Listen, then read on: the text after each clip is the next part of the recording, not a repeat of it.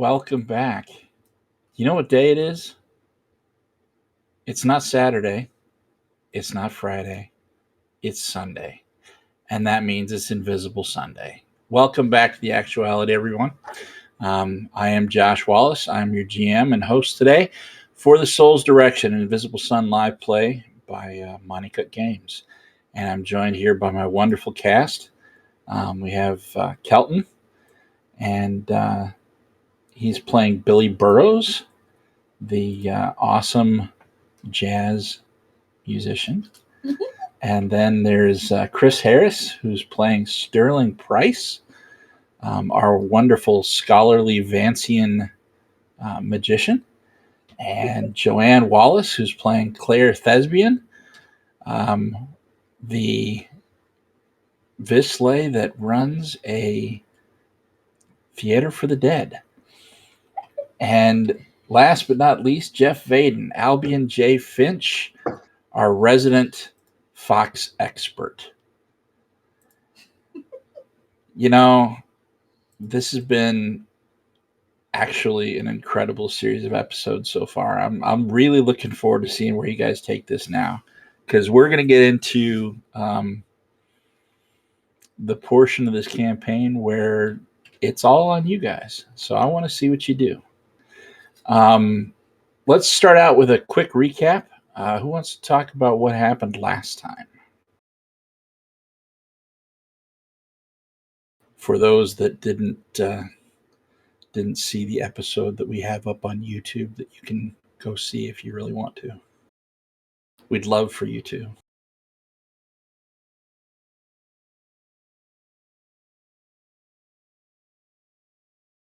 I think my notes are pretty good.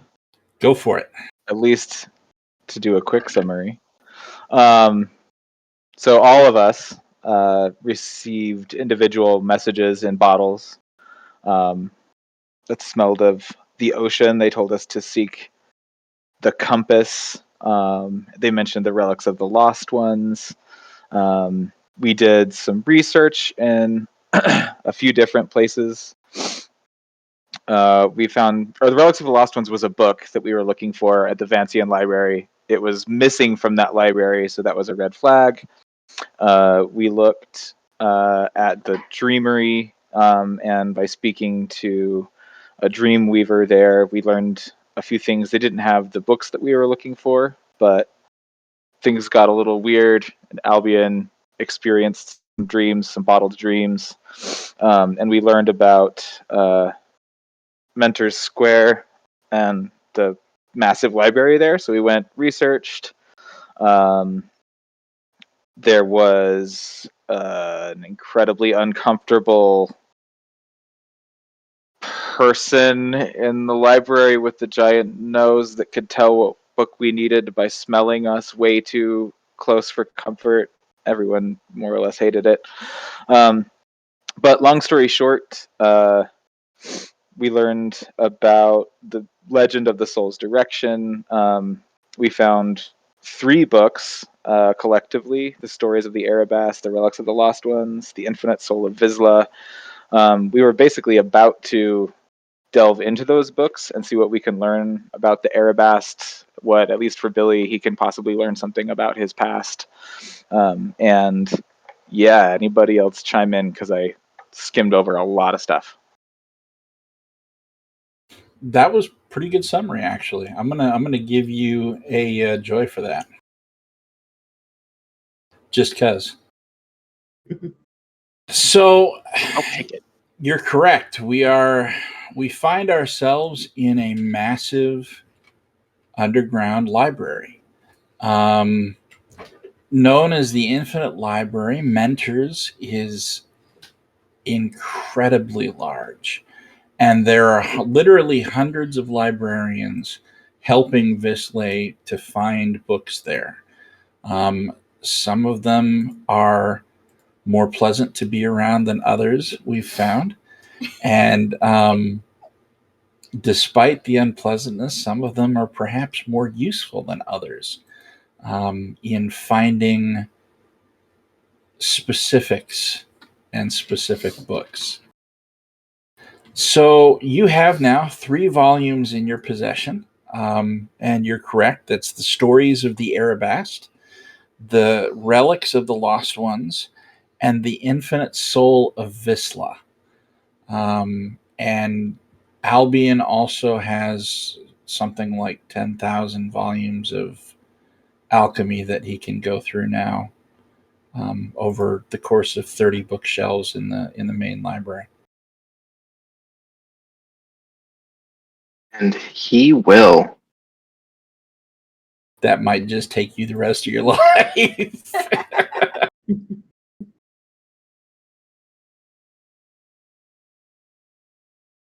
think he can handle that. All right. So what are we doing? I believe there was some downtime, wasn't there? I know that Billy spent some time practicing his weaves. Yeah, there was some downtime. Yeah, Billy did a lot of stuff, and actually, between the last 2 breaks during both of those, Billy did stuff. So he advanced in the Order of the Weavers, and he also got 1 Forte ability. And most importantly, he read at least one of those books cover to cover, if possible. Okay. Which one did you want to have read? Correct me if I'm wrong, guys. I think I had Stories of the Arabast. Actually, I believe you had Relics of the Lost Ones. Okay, that'll do.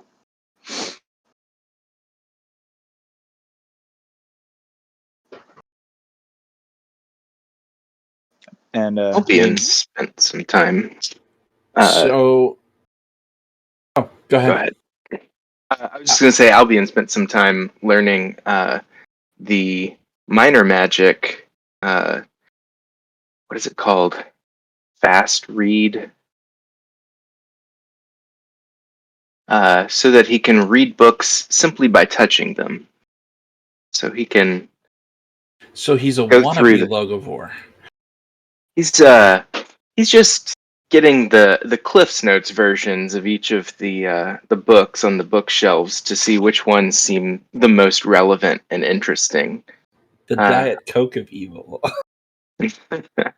He's definitely planning to pick out the ones that seem most worth studying and spending real time with those. I don't imagine reading a book in a single minute is going to leave him with a lot of information that he can retain. Probably not. But it certainly will give him a good jumping off point for where to start studying. That seems reasonable. Claire, what have you been up to? I believe Claire has been dealing with ghosts and her Ghostbuster neighbor, and has tried to read between dealing with the tantrums and meltdowns. Okay, and you had Stories of the Arabast. Yes. And last but not least, Sterling. I probably ended up sort of hiding away in my dorm, or not my dorm, but whoever I was staying with, probably Phineas again. Just hanging out there, hiding in the room, and cracking open and taking extensive notes on the Infinite Soul of Vislae. Okay. Doing that too, I probably learned a little bit more about myself, and I figured out how to advance in my forte, splinters into fragments. So I learned a little bit more about like the splintering the soul. All right. So let's start with Claire. The Stories of the Arabast is almost a history, but it's presented not as like a dry history book, and such a date, so and so did this thing that everybody really liked, and so they all cheered and didn't eat Robin's minstrel or anything. And I had to get the obligatory Monty Python reference in there. Anyway, it's not like this dry history. It's almost like Shakespeare. The stories that are told in the form of something like Greek origin plays. And they talk about a group of people known as the Arabast. Supposedly, according to these stories, the Arabast were Vislae's first children and taught those who became what are now known as Vislae magic. As you go through and you read this book, there are it's kind of a cross between like an actual history and something like Aesop's fables. There's like moral stories about life and about magic and about responsibility and about things like that, mixed in among stories about these Arabast and individual Arabast that were actually people. And in several of them, there's mention of some kind of antagonist or enemy or something like that that's referred to only as the Angular Serpentine. Claire will definitely take note of that. And then when she's finished, she's going to go find Billy. Okay. Billy, so you take the Relics of the Lost Ones back, and as you're reading the Relics of the Lost Ones, it too talks slightly about the Arabast. The Lost Ones that it refers to are the Arabast, and it talks about objects, and most of them are magical. Some of them aren't, but most of them are. And things that were gifts from the Arabast to the Vislae. And as you're reading through this, you note that the only reference that mentions a compass is referred to as the Multiphasic Compass. And it somehow has the power to teach the user how to look in different directions.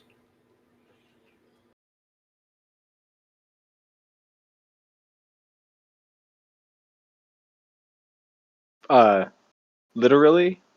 Like Literally. east-west at the same time sort of a thing, or? No. According to this, what we think of as north and south and east and west are not the only directions. There are two more. Okay. There are 6 cardinal directions, and 2 of them are a mystery to us. Yes. Okay. Yeah. Yep. That's awesome. That's disconcerting. To Billy, he's like, yeah, okay, that makes sense. I've had dreams like that before. There may or may not have been mushrooms involved. Probably a lot of morphine. To be honest. You were really itchy afterwards. Okay. Interesting. So, last but not least, before we get back to Claire and Billy,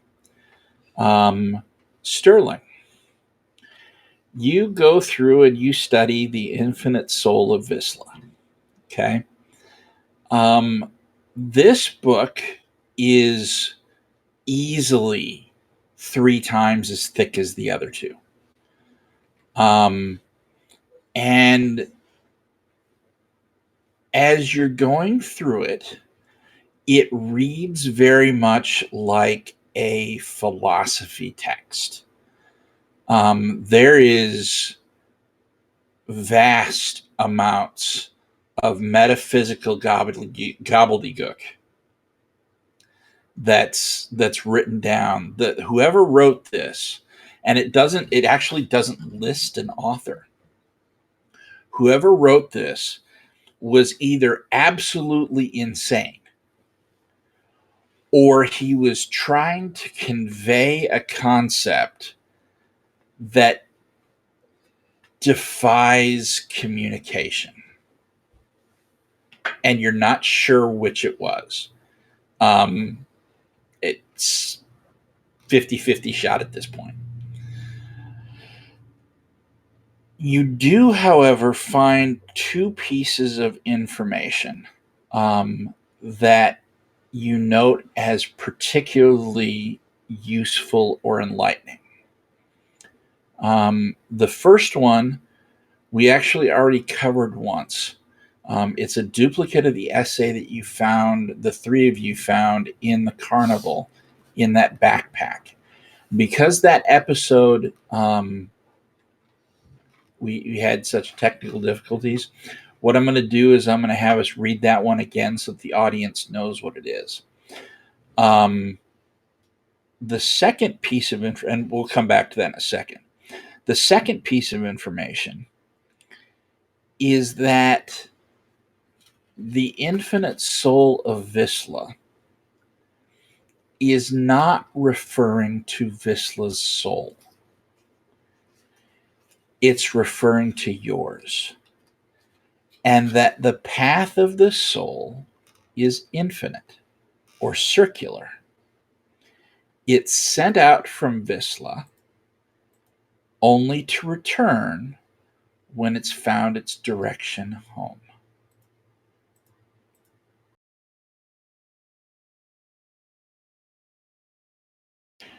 Now, in our in-game chat, you should see 2 pages out of Enchiridion of the Path. Chris, do you want to go ahead and read that first one out loud? Sure. And then, I don't know, Kelton, do you want to read the second one? Or who didn't read it the last time? I don't remember who we had. I didn't. Yeah, you weren't there. I read half of it last time. Okay. Jeff, did you read it or was it Joanne? It was Jeff. Joanne, I know because he did it in his character's accent after I did it in my plain voice, and I was like, "Man, I should have done it in the accent." So I'm not sure we can get him. enough Billy, you know? So Joanne, you want to go ahead? Awesome. I can do that. Chris, whenever you're ready. Right, this essay is titled On the Path of Suns and Other Ways of Understanding the World in Which You Move, but Do Not Truly See. Look, ye Vislae, see the world as it truly is, a path. It leads to the future, to the past, and to destiny. It leads inward to your very being, as within, so without. One day each Vislae worthy of the name must walk this path. There is but one sun, yet the suns number 8. Each of the 8 governs one aspect of reality and of your own soul. 8 suns and 8 variations, 8 frequencies, 8 perspectives. And each shines down upon a realm different from the others. One sun leads to the next and to the next. Silver, green, blue, indigo, gray, pale, red, and gold. Gold is rebirth, and thus from there, the Vislae moves back to silver. But wait, there are not but 8 suns, but 9. The 9th waits outside the path. It is not for you to visit. No mortal feet shall trod upon it. The 9th is the invisible sun. The invisible sun is magic. Magic.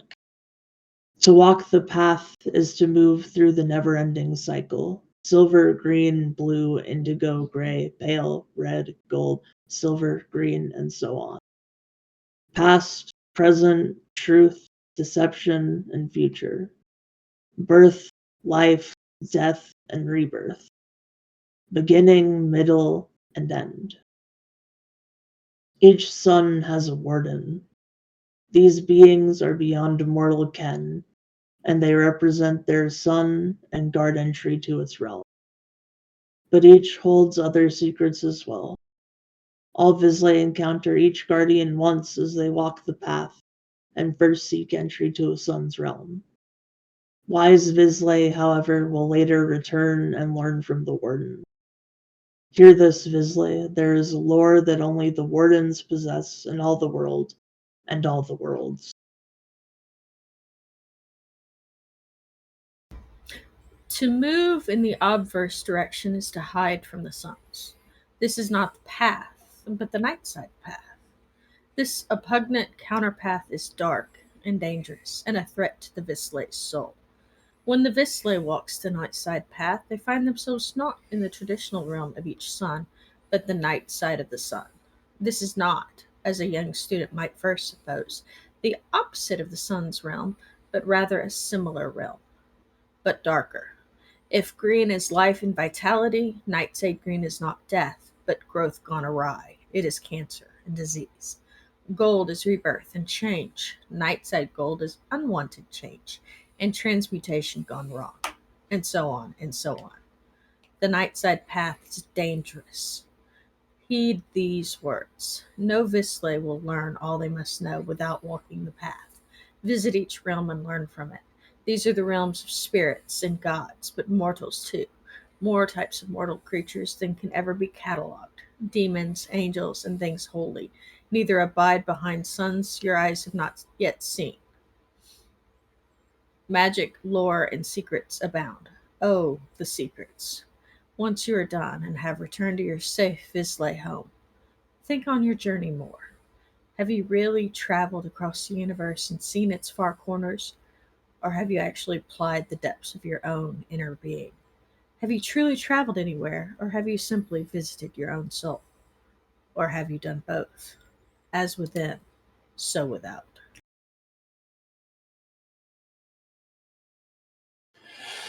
So those are the things that you find as you study the books. Now, Claire, you said that you were going to go and find Billy.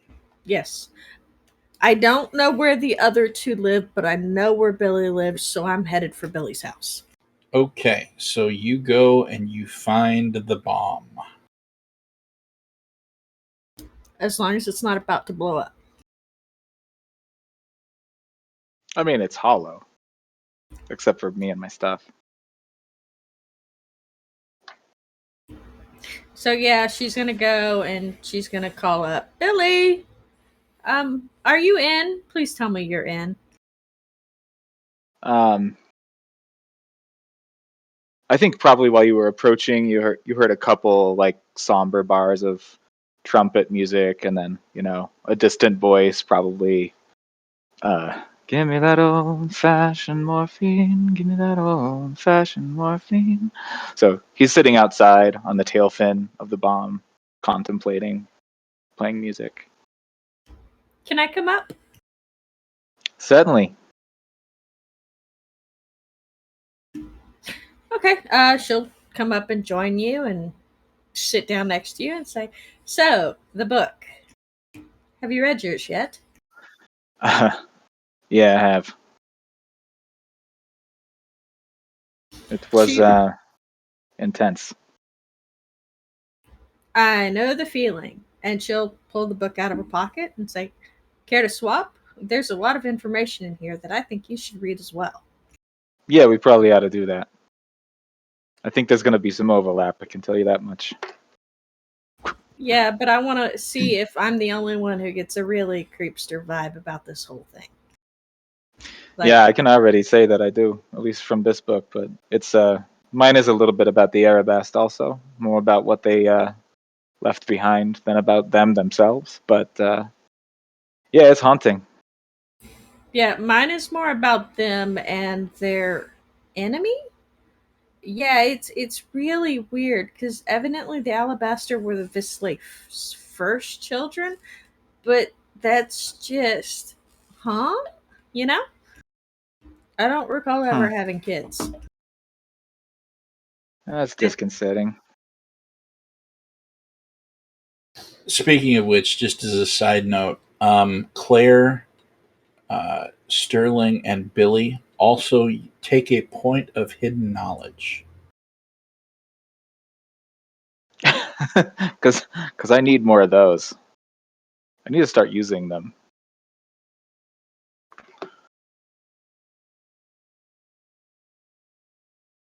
That kind of makes two of us. Because I'm sitting at 13 hidden knowledge now. It's all there for you to use, guys. Mm-hmm. All right.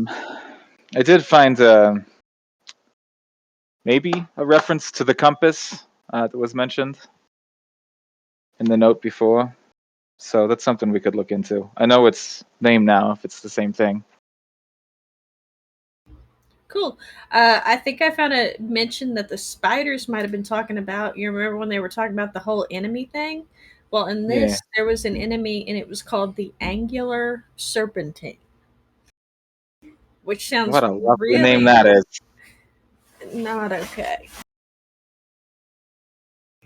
I don't like serpents. No? No. Can't imagine why not. Yeah, just no.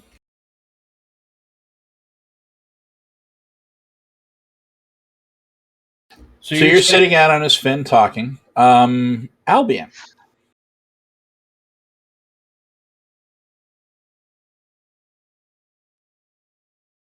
Yes, sir.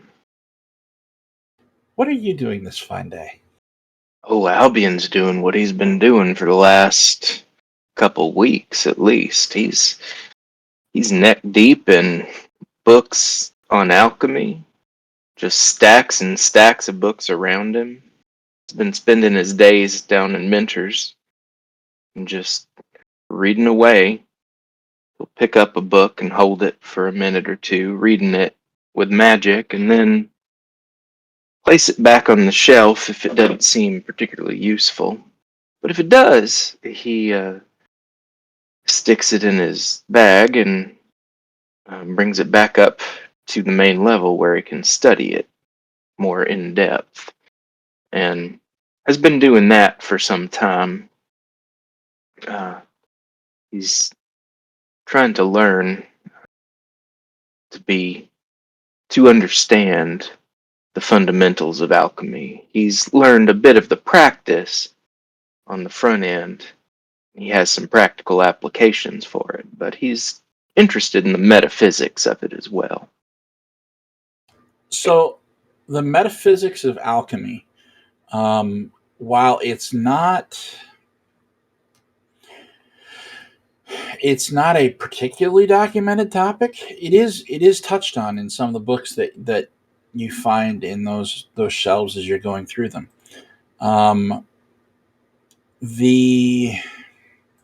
The practice is tied up in the gold sun and the green sun.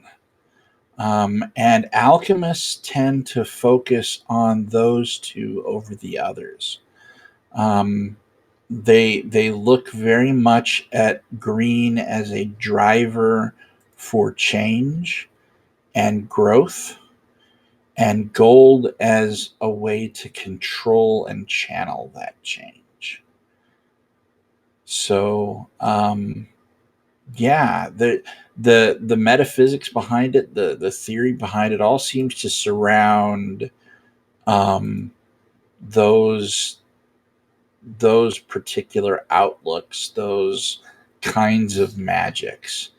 You see a lot of the ingredients that come into play in alchemy aren't found on the other suns or under the other suns. They're found under the green sun. And many of the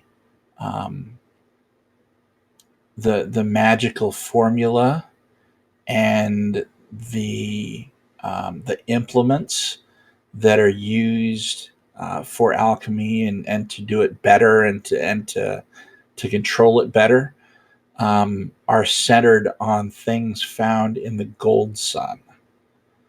And then they combine those two. So He's also specifically looking at the implications of alchemy on the human soul. He has, in looking into the Philosopher's Stone, has come to understand it's not necessarily a physical stone. It's something that feels a bit more akin to a state of the soul itself, a transformation that comes from within, and he's trying to understand what that means. A humble man who enjoys his nights out with a bottle of whiskey and some good company. These kinds of ideas are not beyond him, but they're certainly foreign to him. And so he has spent a lot of time specifically with those books and the search for the Philosopher's Stone. He has definitely come to be much more interested in his own soul and the implications of its existence.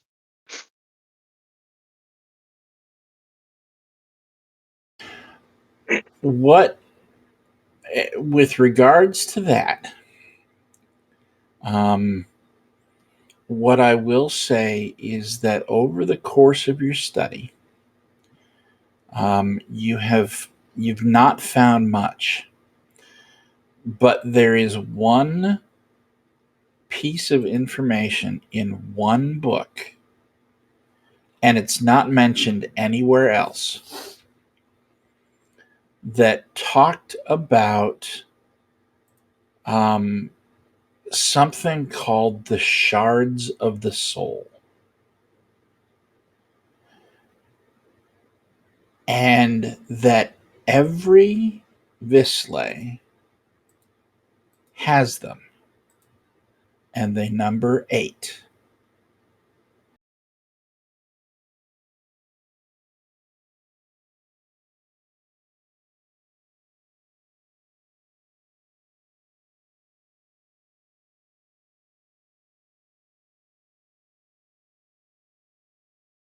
So, yeah, he continues his studies. He's obviously also interested in the practical applications of the subject matter, but has been paying particular attention to the theoretical and metaphysical side of alchemy as well. But yeah, everybody knows if they're looking for him during the day, they just come find him at Menter Square nowadays. The rest of the time, he can be found drinking somewhere up top, usually around Fartown. He frequents Zeros quite a bit. Okay. Sterling. You finally finish this massive tome of metaphysics and philosophical nonsense. And after you get rid of the 3-day headache, sorry, I've actually studied philosophy. It's, yeah. What do you do? I feel like I've probably taken far too extensive notes on just like nonsense. So for like the chapters that are mostly about philosophy, like it just looks like I scratched on some paper. Is there a professor in the college that would be able to make sense of philosophy that I know of?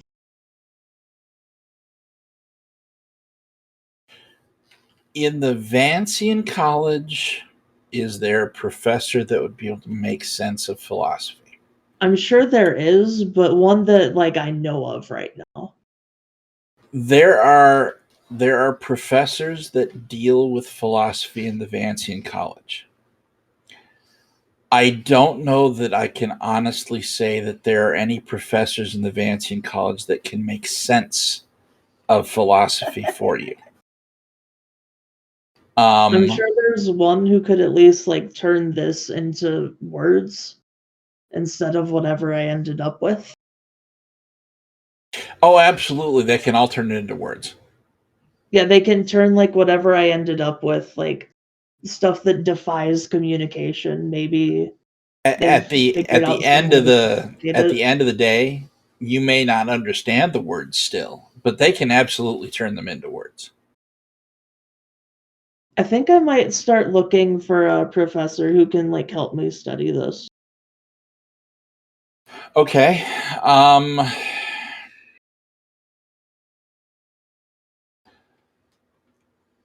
That's going to take you a couple weeks. Okay, that's fair. So like I'll start getting like the search like prepared. Okay. And We'll queue that up and we can do like a development session out of that. yeah, I'm assuming you're not doing that full time though. No. So what are you doing else when?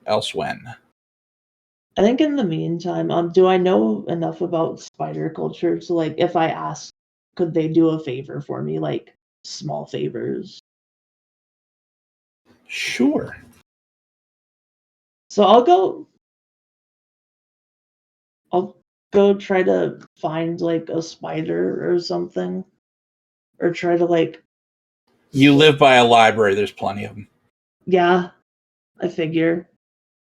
So like I'll head down to the library and I'll just sort of like go into the back by all of the dustier like books that nobody bothers. Yep. Don't And I'll forget just about Meowlity. That too. She's also covered in spiders. You so. have a wrong cat. she is covered in spiders. But if you have that dude I sent you the picture of show up, I'm going to be annoyed. Yes, you. I'm offended. Okay, no, I'm not, but I could be. I'm gonna just sort of go up to a couple of the spiders. Excuse me, are any of you busy right now? They stop and they turn and look at you.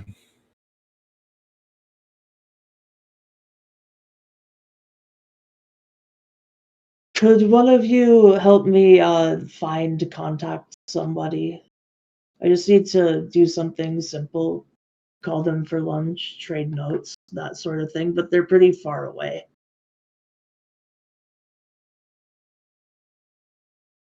They circle around and oddly enough, there's enough of them that they form a question mark. Okay.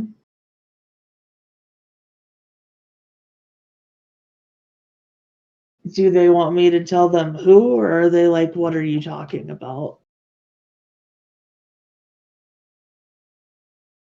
Muted. It's after you said I want you to help me talk to somebody. So you're assuming Okay. the question mark is who, but I mean, there's no real way for you to know Okay. without them actually talking. I just need to get in contact with Albie and Finch. It's been a while. Or it's been a little bit, and it's an awful way to get to Mentors from here. Okay.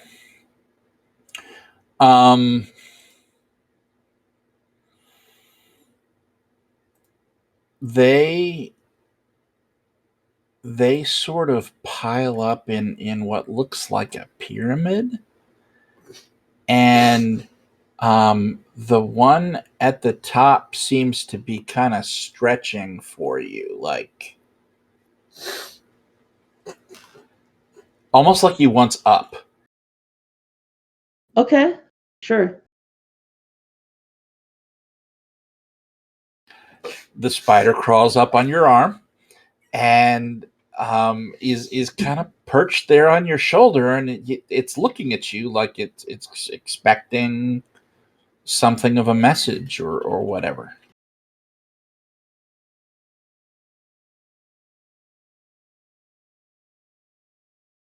We should get lunch sometime, trade notes with all the books we've been reading. Plus, if you got any like metaphysic crap, maybe we can work it out together. Meet me at the diner.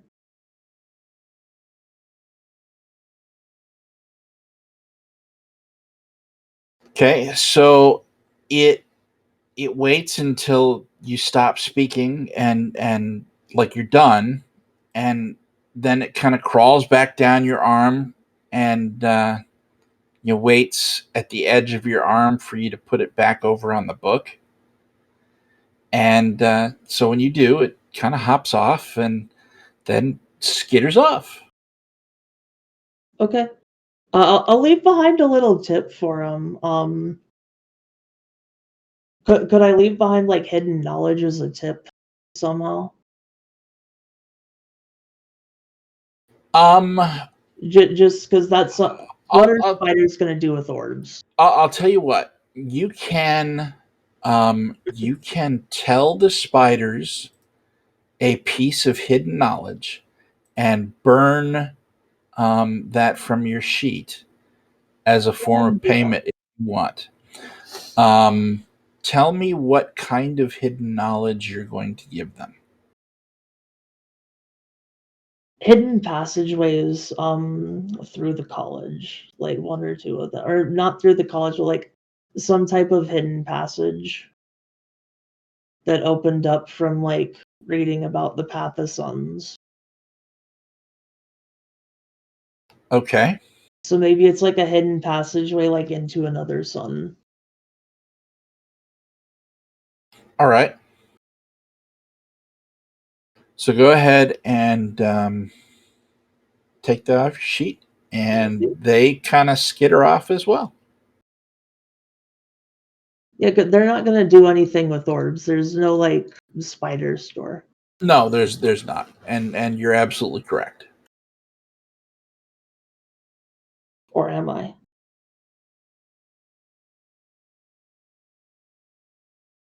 What do they sell at the spider store? I feel like there's a dad joke coming here. There isn't. I'm not good enough at that yet. All right. So you are in Mentor's Albion, and as you're reading one of these alchemical tomes that you're getting out of the bookcases, a small, thin spider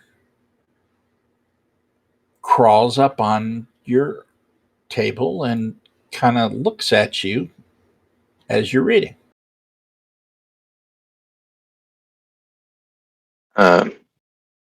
Well, I say, well, hey there. Are you looking for something? It kind of inches forward, taps you with one of its legs. Just stick my hand out and let it crawl up onto my palm. It crawls up onto your palm and rears back and gives you a bite. As it does, in your head, you hear what Sterling just said. So about meeting him at the cafe, and if you happen to have any metaphysics or anything like that, feel free to talk about that. The bite does not bleed. It heals over immediately. There's no swelling. There's no poison. There's no nothing. It's like this. This is its way of talking to you. Okay. I thank him for passing along the message, and I let him know. I whisper my address to the spider, and let him know if he ever needs anything to just come on by. I can make some dinner for him and maybe do him a good turn if he needs it. And I set him back down on the table. And I make notes. Spend probably the next 30 minutes or so making notes about the different things I've been looking at, and put the books away at the drop box or whatever to have them reshelved. And then I probably take a couple of the books with me, check them out, and I head on to the extremely inconvenient diner. Okay.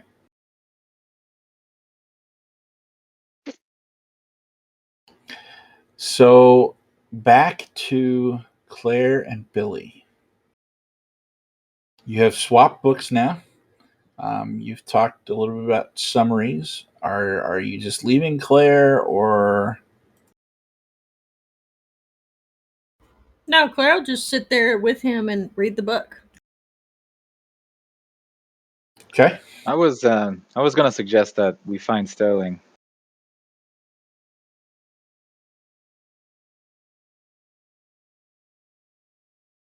What do you We think? can find Sterling. I guess. Lead the way. I mean, it's just eerie how much these sync up. So we could learn a little bit more.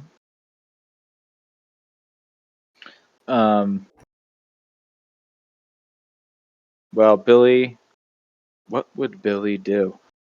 He would just head to the Vancian campus and hope to bump into him, because Billy's not really a planner.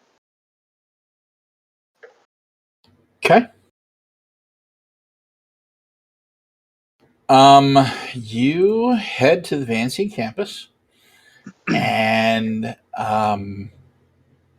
it is about like normal. There, if you watch in the main square of the campus, there's Vances coming and going from class, and some of them walk to that building that you happen to know is the library because you went there before, and there off the one side is that stage that you were playing on, and it doesn't appear to have been used in the last few days or few weeks, I should say. So it's not. I mean, it hasn't really changed any. You look around, you don't see Sterling. I'll just wander between places that I've seen him before. So, beginning with the stage, hasn't really been much. There's just the stage and that horrible diner. That's all I can think of, really.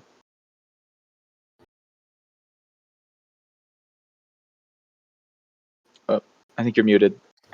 as you wander from the stage, and head. Actually, you've seen him in the library.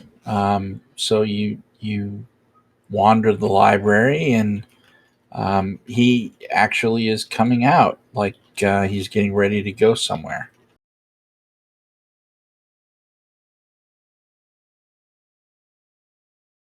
Ambling aimlessly works every time. Sterling. Oh, hey. How was the book? I feel a lot more stupid. I'll say that. Well, it sounds like a great success. Indeed. I found an essay and I found a lot of philosophy.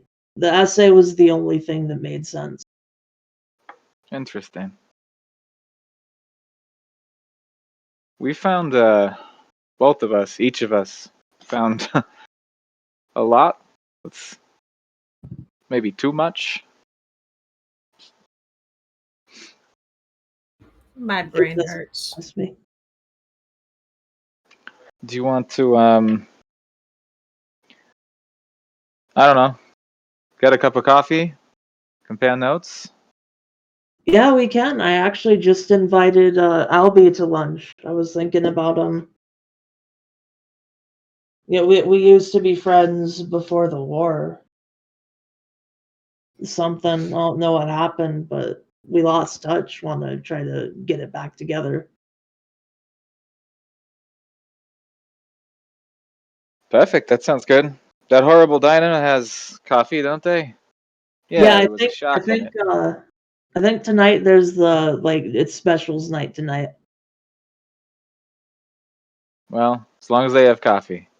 Too much of anything is a bad thing, but too much coffee is hardly sufficient. Yeah, I could have a cup of coffee to that. Let's do it. So yeah, we're gonna head to the extremely inconvenient diner that I hate. You head to the extremely inconvenient diner. Sterling, what does the extremely inconvenient diner look like today? Today it's upside down. Like the door is like a few feet up and you have to kind of like jump to get in. And once you get inside, everything's upside down. But otherwise, it's the usual like 50s diner aesthetic. What's New Pussycats playing on the jukebox? Someone's got good taste anyway. The only problem Albie is already there. only problem is it's playing over and over again. That's the only song on the jukebox. So with everything upside down, and when you get into the building, do you flip somehow? No.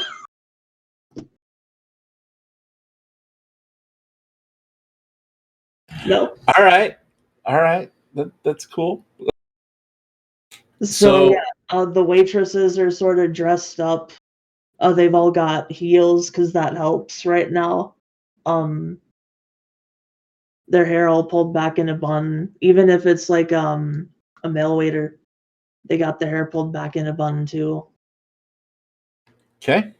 Just cause, and it's specials night, so it's a little busy. So you managed to find the table that Albion is sitting at. Sitting. And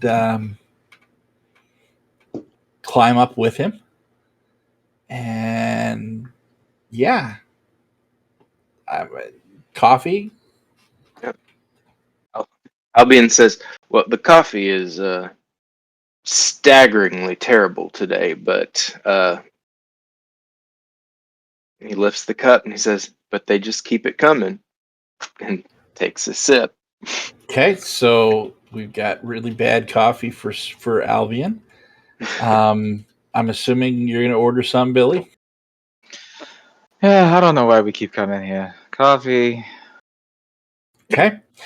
The waitress brings you out a cup of coffee and hands it to you, and you kind of grimace. I'm assuming that wince right before you take a sip because you know it's going to be horrible, and it's actually really good coffee.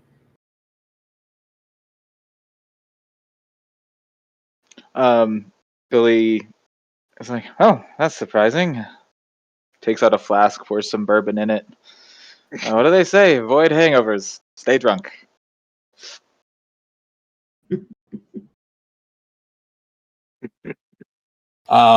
It is indeed specials night. They've got They've some. only got one thing on the menu. Oh, Someone pick a number between 1 and 15. 8. Okay. They've got essence of the red stew and potato chips. Fireball, chili, and potato chips. That's all that's on the menu. That's the special. I sip quietly. Albie's eating the potato chips. I'm having some of the red, the essence of the red. Claire is fully engrossed in her book and is pretending to pay attention to what's in front of her by occasionally picking up a chip and eating it. You could order your own, But we're together, and it's so romantic. She looks at you over the book. Yeah, the I'm gonna be finding another place to hide out for a bit because the ghosts have decided to plan our wedding. Do they know that? I mean, It's not a question of can't do they know. It's a question of do they care. The answer is they do know. They just don't care because they've always wanted to plan a fantastic wedding. And do you have any idea how much I've heard about flower arrangements? Seriously, flower arrangements. Ugh. So not only uh, that, as they've been talking about the flower arrangements, the gossip vines, that the dead ones that have gone up over the top of the stage have kind of been helpful. And when they're talking about it, the vines will lower in the middle, and they'll randomly sprout flower combinations to match what these ghosts are talking about, and then sort of arrange them like they'd be in a vase or something. they did a florist in Shadow. He was uh not my usual type, but uh learned quite a bit about floral arrangements anyway. Uh Are you saying you'd like to help them? oh, absolutely not. I've got my own studies to concern myself with, although botany is a subject that I have been paying a great deal of attention to the last few weeks.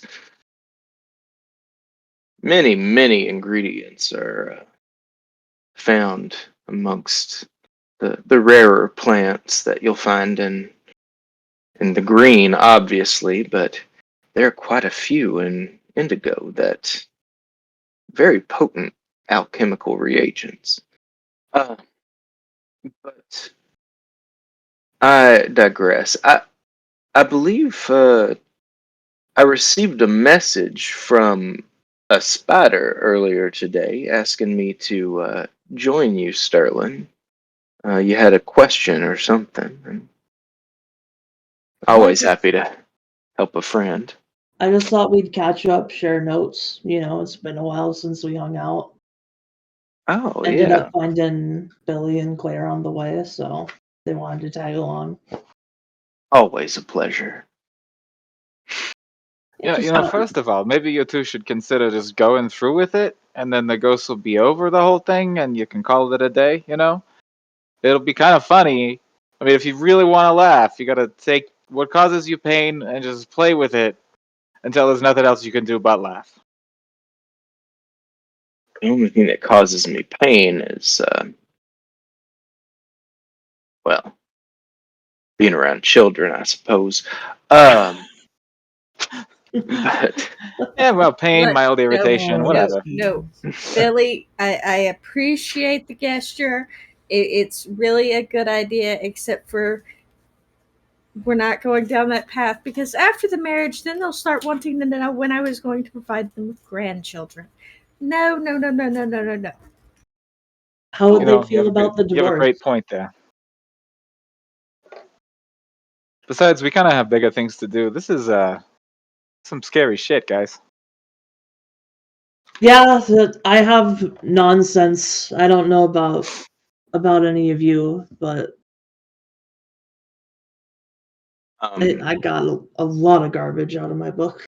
I'm gonna Huh. see a professor about it. Excellent. You said there was one part that made sense? Yeah, What it was was an essay. It was called On the Path of Suns and Other Ways of something. Other ways of understanding the world. I look at Albie. Seriously? There was that and the infinite soul, which refers to the path that our souls walk on. Do you have the book? Can we see that essay? I think we read No, it but before. I have the first paragraph down pretty well, I think.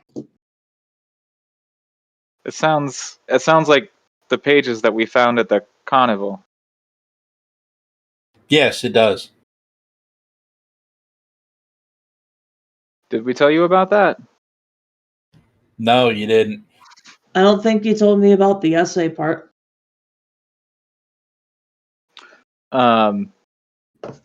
Billy pulls the essay out of his coat pocket, all rumpled, and tries to straighten it out. Sets it on the table. Does that look familiar to you? Looky Vislae, that's exactly it. Yep. So what a coincidence.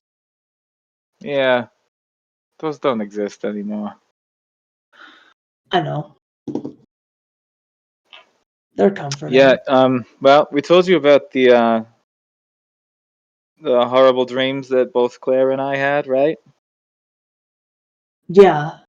I tried Yeah. to send myself into a dream to inquire about the Arabast. I had a nightmare. It ended with what I can only assume is one of them um, uh, trying to kill me. Both of the books that we read, primarily about the Arabast. We learned a lot. I mean, they were the first children of Vislae. They supposedly taught Vislae magic in the first place. So they're kind of where all that came from. No word on what the hell happened to them, but they left a lot of stuff behind, including maybe that compass that was mentioned in the note. Horrifyingly interesting. Agreed. I hate it, but I'd rather know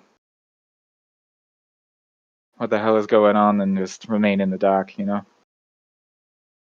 Yeah. I don't know who we could ask to find out more about the Arabas, but it's something we should probably look into. What about the compass? Maybe we look into the compass. Maybe. My book mentioned, I don't know. Do the This reminded me of you and your whole infinity thing. But it was called the Multiphasic Compass, and apparently you can use it to see in directions that you can't otherwise perceive. The multiphasic. I like break Now, out like a huge notebook and start writing it down. I could look into something like that. The makers keep a great deal of information about particularly magical items. And I'm sure if this is something of an Arabast artifact, they would have some kind of documentation about it. Perhaps at least a history of people who may have possessed the item in the past. That might be a good place to start. I'm a lot more comfortable with that than revisiting the nose. You know what I mean? Oh, I've unfortunately had to deal with him several times in the last few weeks, and he's very efficient, but my goodness, he is just the absolute worst. But I could certainly use some of my connections within the makers to look into this item if you'd like. Do the makers have like a library? It seems like everybody around here has a library. Well, I'll say this about the makers. They have a lot of information. Whether there's a library or not, someone at my level is kept in the dark about that sort of thing. We're a bit decentralized, but generally, if you ask for help, you'll find it. So, Is it good health? well, good or bad, you know, if you've put in the effort, you're likely to be rewarded.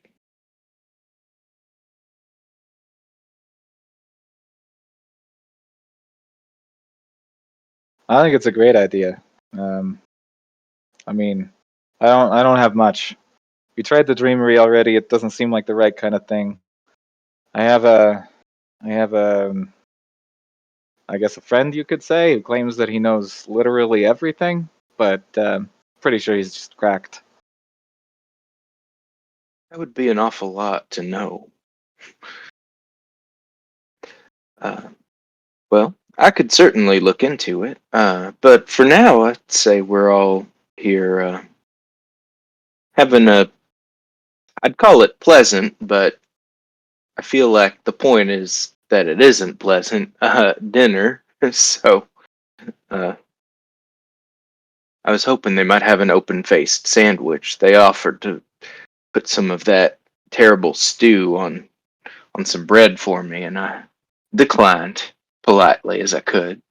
I'd be careful with the word or open faced.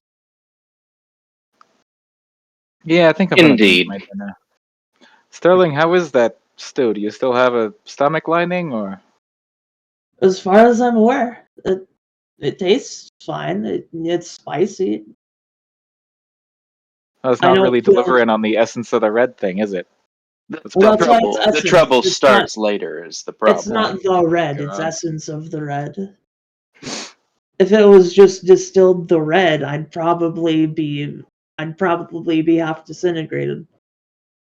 Well, That's there what I was is worried one about. guy.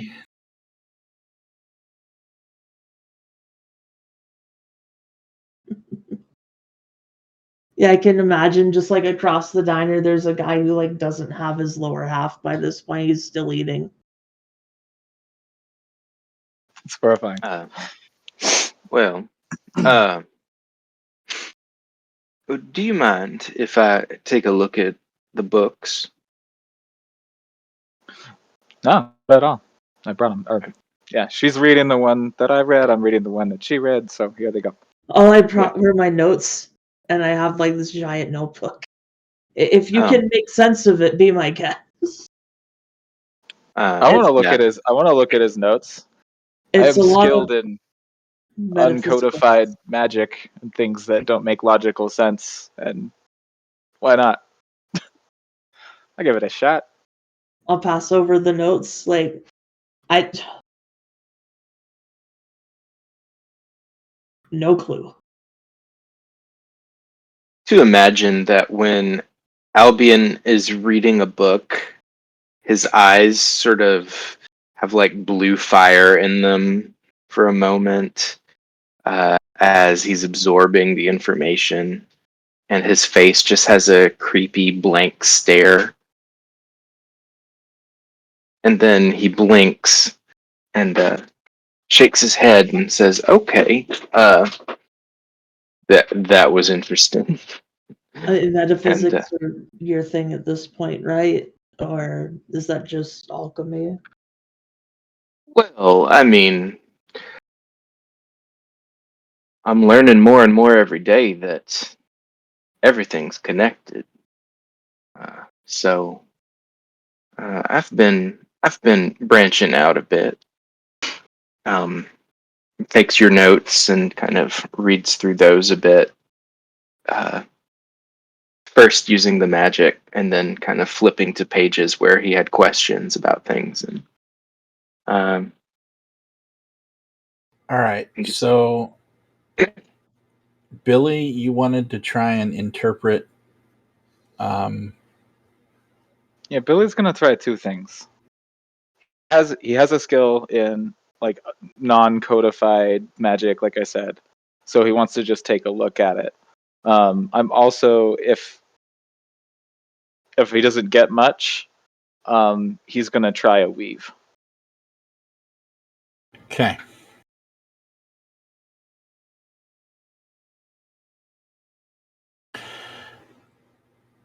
As you read his notes, go ahead and make a.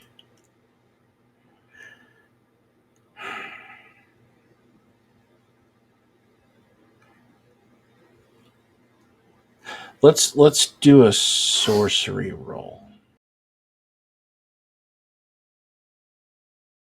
Okay.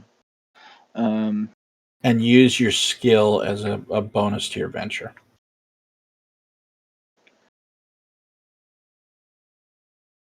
Okay. So that would just be a sorcery roll. Am I rolling? You're just roll. It's a regular roll, but if you want to use sorcery, you can use it as a bene. Okay. I'm gonna use it as a bene. And can I use a hidden knowledge too? From spending so much time with things that have long been lost in the deeps of sleep. Absolutely. Okay. So that's 3 in my venture. So 11. And then 5 on the sorcery die from putting in the sorcery. Okay.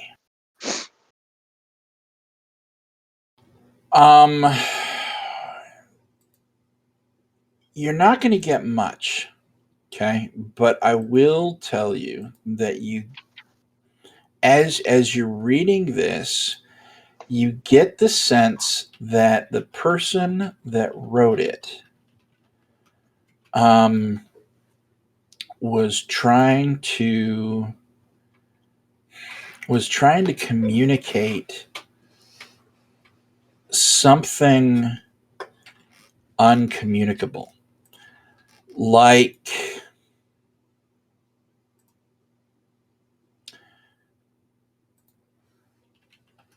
almost like Vislae was actually talking to them.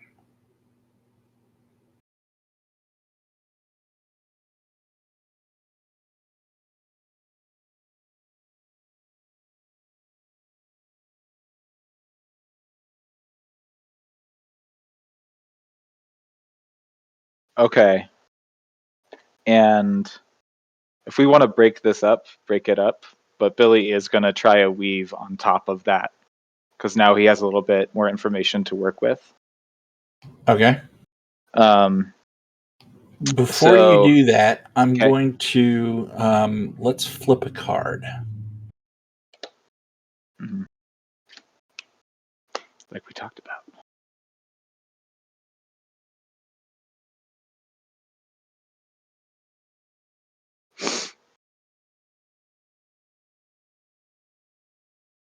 Unknowable truth.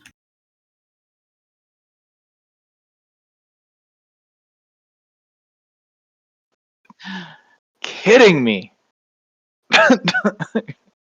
Damn it.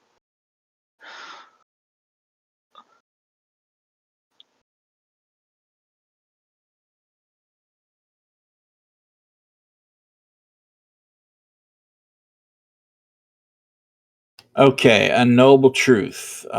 Secrets, ravens, books, flame means truth, searching, futility. The raven stands watch over the unknown. As we strive for understanding, the closer we get to truth, the farther away it becomes. We know this to be true, but only after we've made the journey. The truth we learn is that we cannot actually know the truth. At the very heart of the secrets family, the unknowable truth is the ultimate secret, the secret that cannot be, by its very nature, learned. But we try anyway. It is futile, and yet it is productive. Even when you climb an infinite mountain, you're still moving forward. Promotes indigo, diminishes gray. Yeah. Okay. Thank you, Monty Cook. That's just, I can't even. This is rigged. It's rigged. Well, I And should this, tell you ladies what and I was gentlemen, is doing, right? why I love this game. Go ahead. I'm gonna, because I have so many things. I'm gonna make this. I don't care. Screw it. Screw all of it. Screw you, Monty. We're gonna make this work. I'm gonna make this a 5th level effect, spending 5 sorcery. Okay.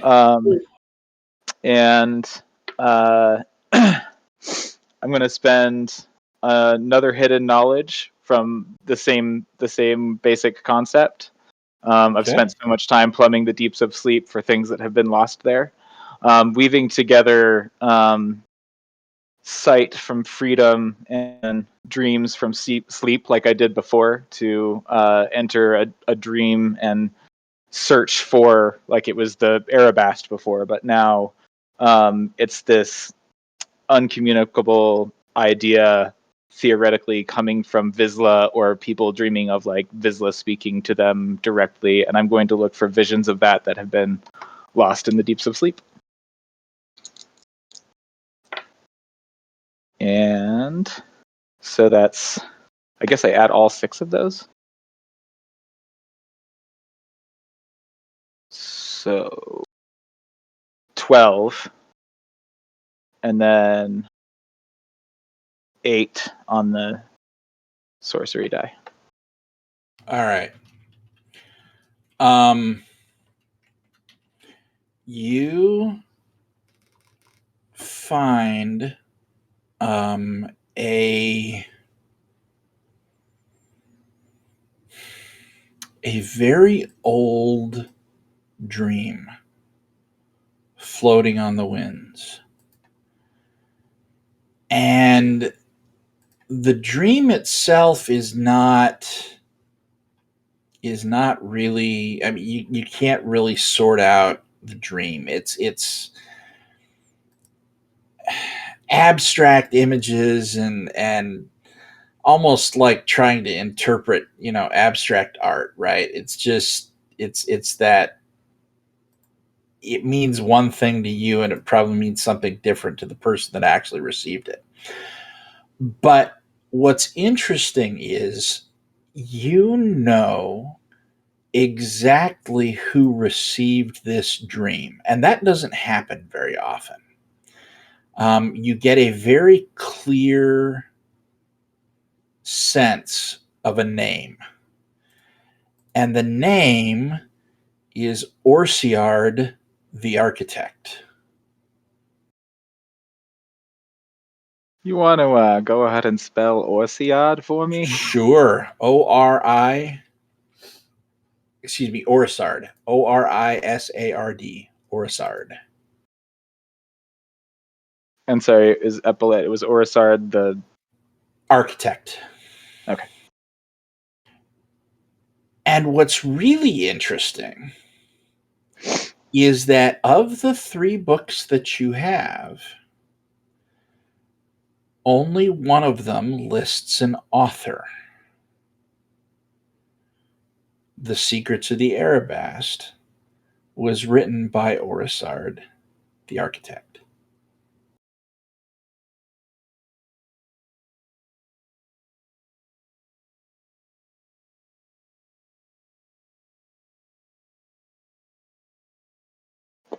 Excuse me, stories of the Arabast. Yeah. So, I guess just to explain what that looks like.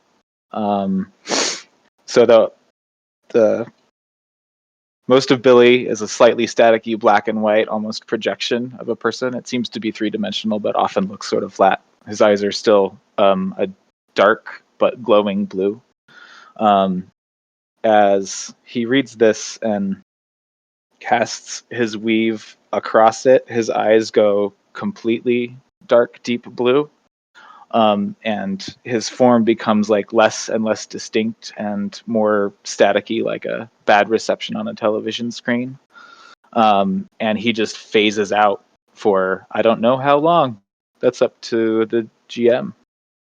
It's a couple of seconds at most. Okay, so just for a couple of seconds, and then go right back to normal, and is like, that was a lot.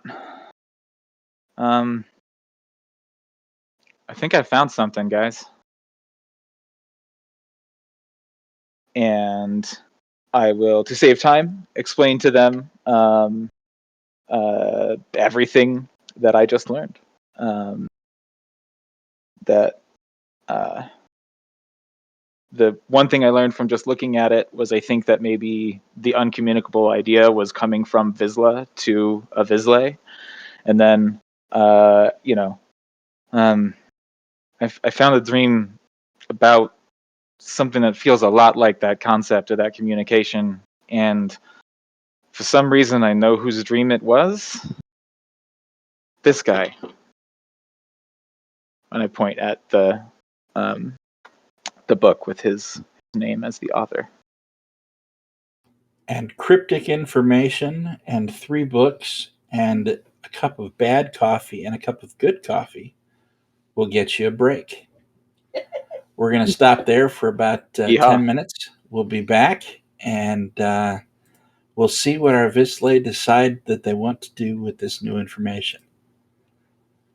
See you in a few.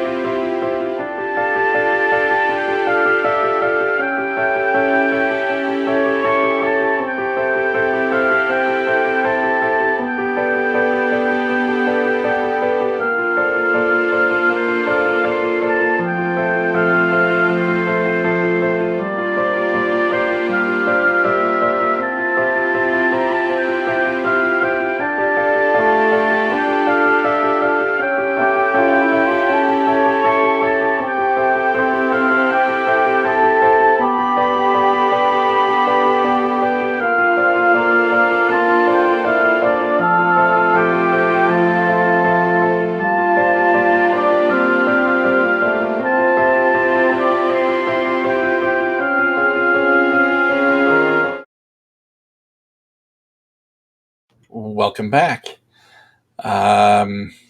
Thanks for hanging out with us. And we are back after the break with 4 Vislae in our actuality that are running across some rather large cosmic secrets. What are we doing about it? Well, we're having good or bad coffee in a cafe where you're eating on the ceiling.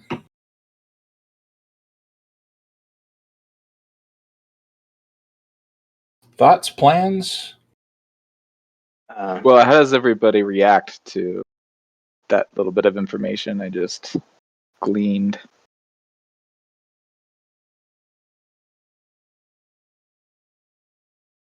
So you just saw a dream of the author of that book.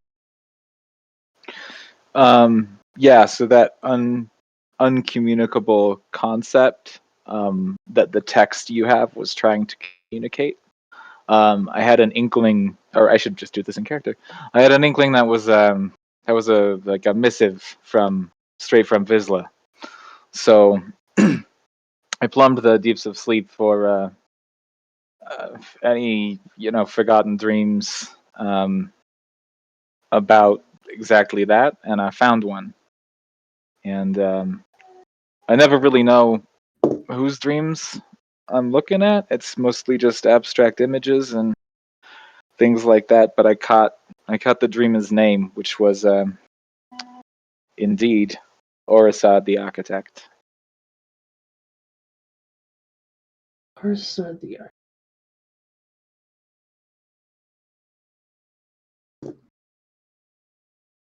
feel like someone with that kind of name writing these kind of books, they have to be long dead. No.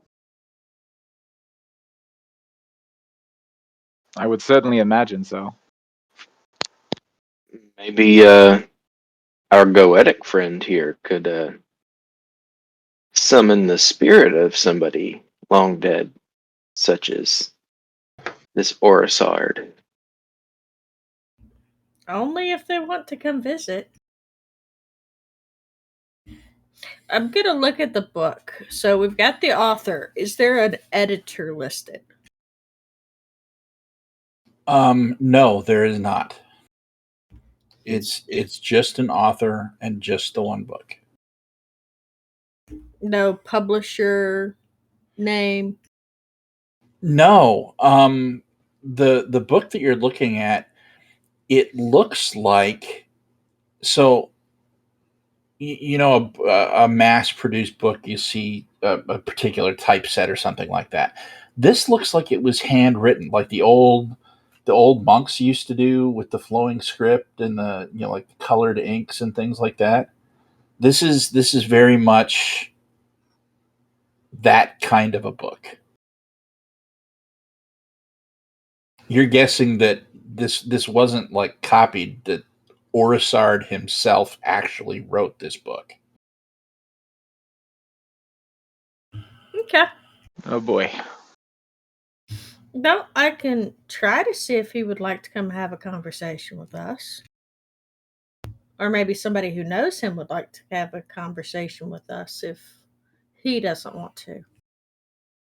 Do we want to look into who this guy is first, or just I guess we shouldn't dive right assume on in? someone's dead. It's a little rude. Sure, let's go. I guess let's try the library, see if we can find any more books about him. You'll find him just living on the street or something.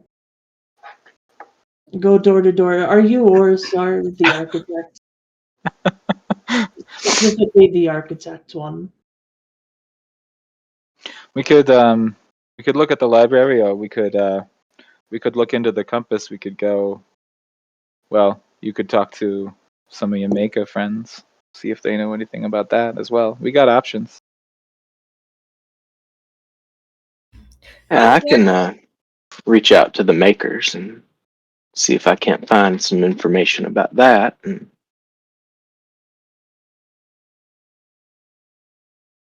That sounds like a good plan. Why don't a couple of us go visit Albion's maker friends and a couple of us go visit the library and see if we can find out anything more on Oracid.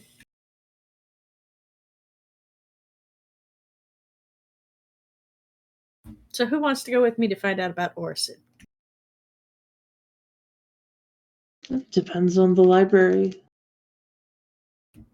I figured we'd start at the Advancian one and then head over to that weird one that we went to. With weird sniffy.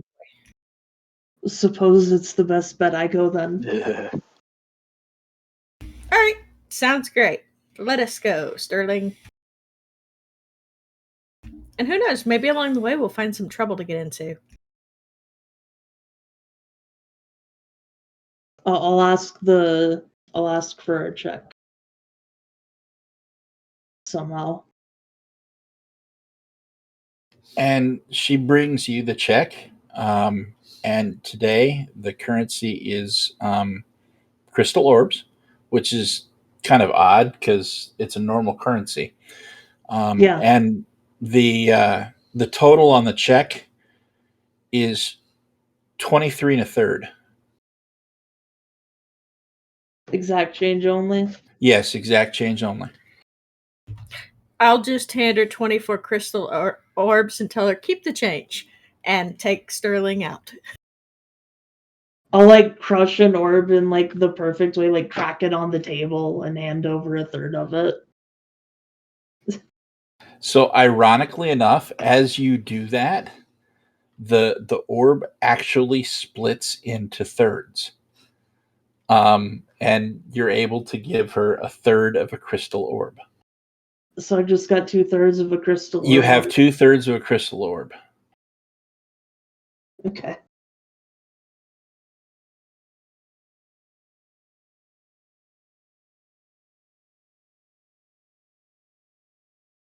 I'm gonna write that down in case I need it.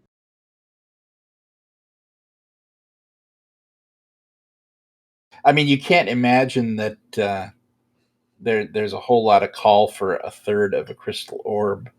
You've never 2/3 seen pricing anywhere else that deals in portions of crystal orbs, but it's fairly inconvenient. So Just a bit. I wouldn't have it any other way. So Albion, I guess that leaves you and Billy going to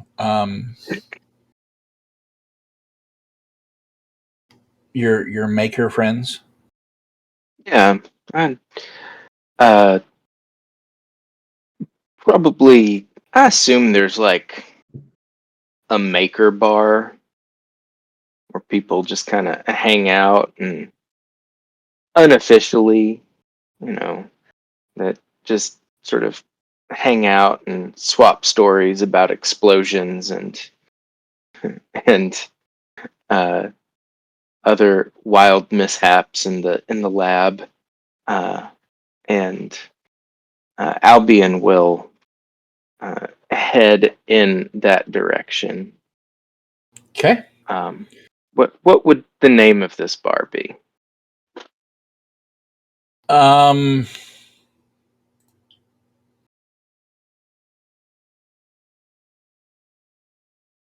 Mishaps and miracles. Mishaps and miracles.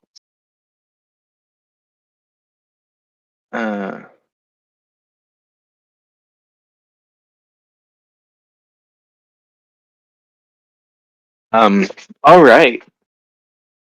And I assume there's a great big giant ampersand between the two. Yes.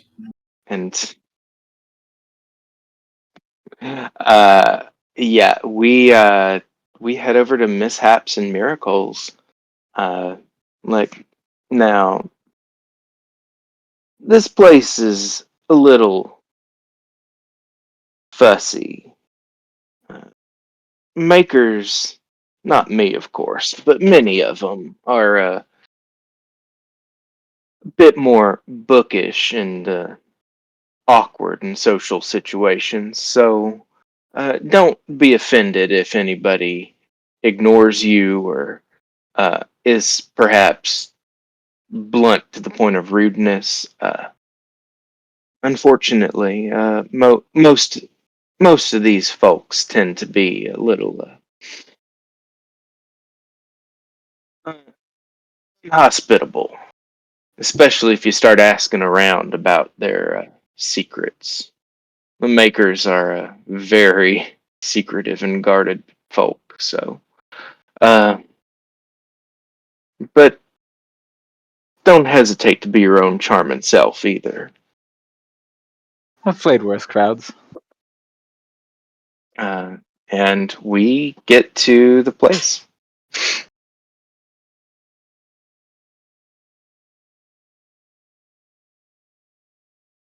All right. You walk in to the Mishaps and Miracles, and inside, what you find is, if you were to describe the decor, it would be anti-theme. So one table appears to have been cobbled together out of a dismantled pallet, and have three different kinds of chairs sitting around it, and then there's another one that is like a nailed down crate, that's fixed to the floor with four different kinds of chairs around it, and each piece of furniture is like something else. Like, nobody had any plan when they brought stuff in to fill this room. It's just it's like whatever they had available they used.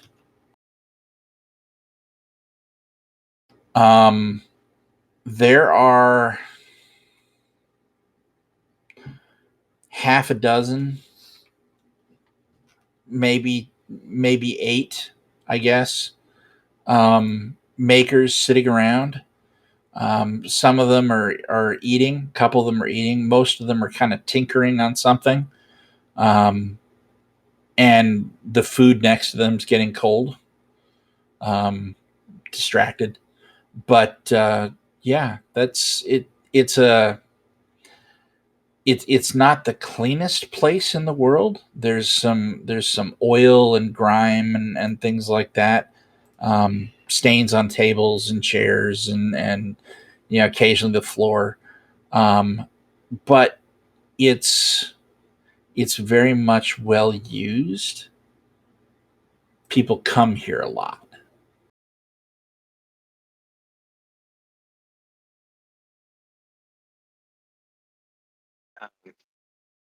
Look around for any familiar faces I might recognize.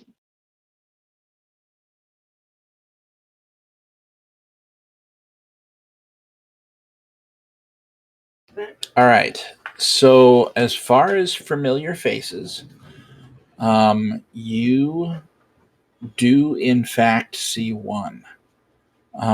He's a third degree maker, and his name is Hurin, Huin, the Shift.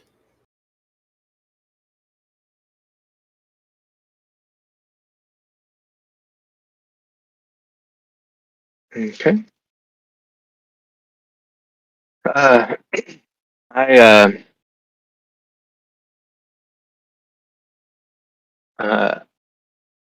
I turn to Billy and say, "Now, do you want to come be a part of the conversation? I might also just be able to get you uh, a little stage time if you're interested."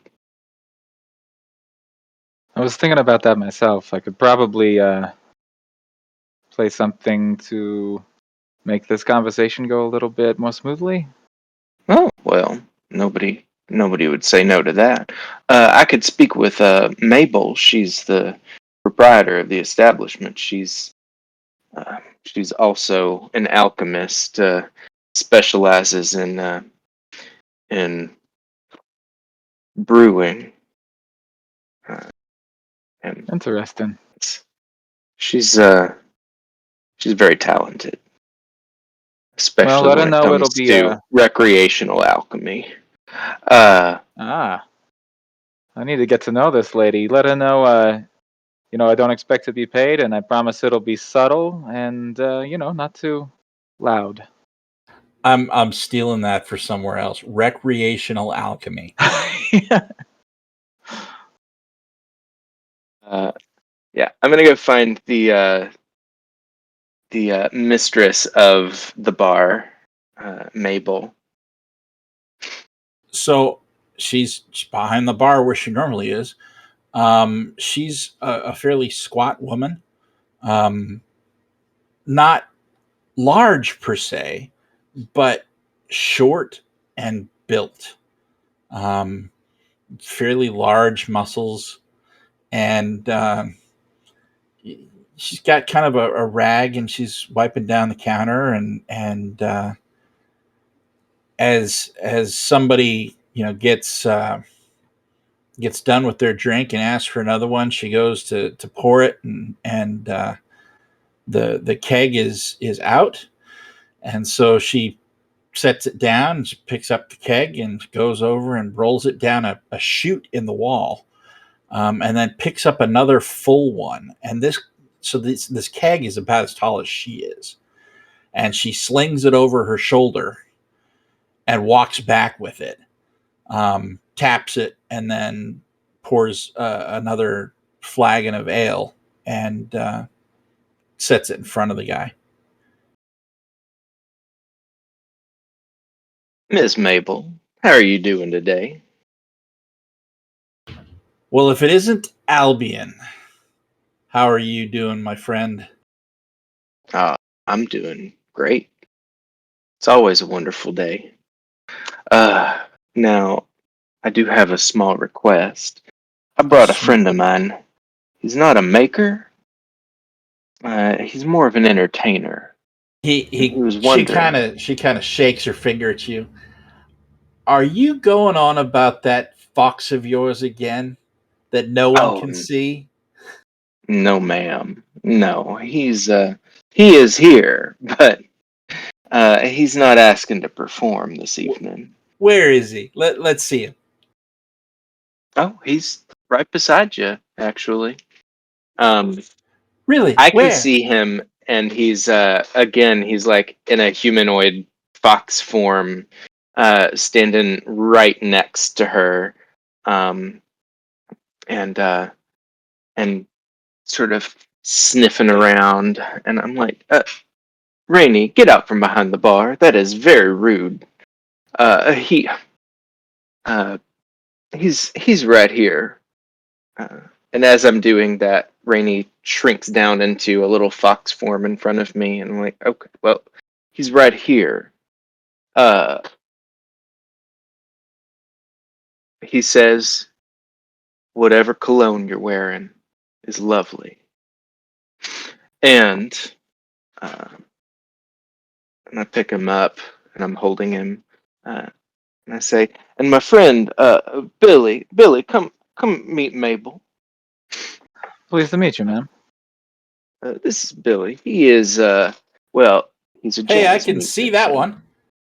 one. I told you, you might. He's an honest to goodness performer, and he was interested in entertaining the crowd this evening. Free of charge. Tips are appreciated, but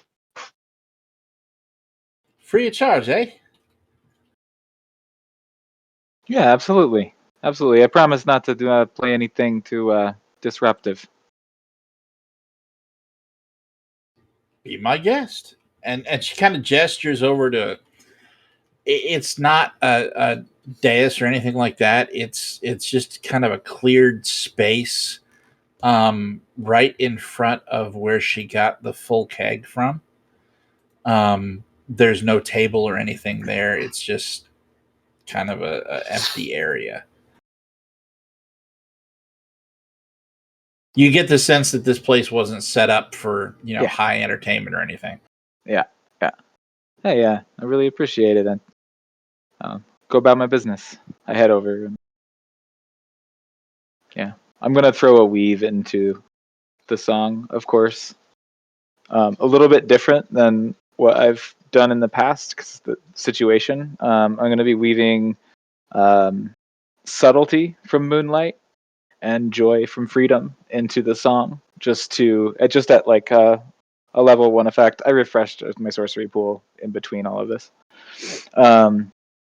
Just to give people a sort of relaxed, slightly happier sort of vibe. Hopefully, maybe a +1 to any sort of trying to conversate with these folks. Okay.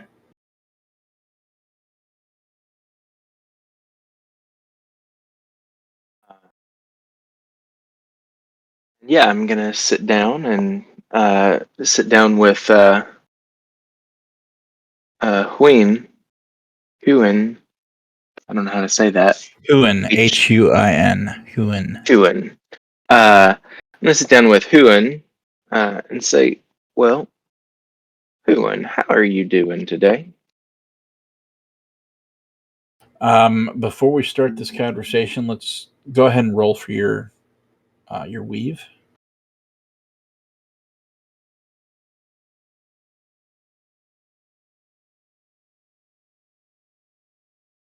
That'd be a 10. Oh, you're fine. Okay. So you start the conversation with Huin, and I'm doing all right. I'm working on a new device that allows one to travel between two locations, one of which that you know, and the other of which you've heard of. And it's proving a bit difficult, but I'll get it. How can I help you, young Albion? Well, I was just curious. I've been reading recently about an artifact, and I thought to myself, do you know who knows about stuff like that? It's Huin. And I mean, you've been around for a long time. You've dealt with a lot of different stuff, and you even for a maker, I recall quite a few bizarre fixations you've had in the last couple of months. I thought maybe you might have run across something called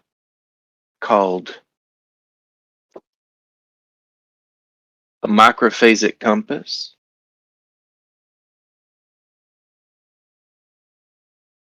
The Microphasic Compass? You mean the Multiphasic Compass? Oh, my mistake. You've heard of it then? Oh, you're mute. A lot of us have heard of it, yes. Well, do tell. It's a rather curious device. It's something of a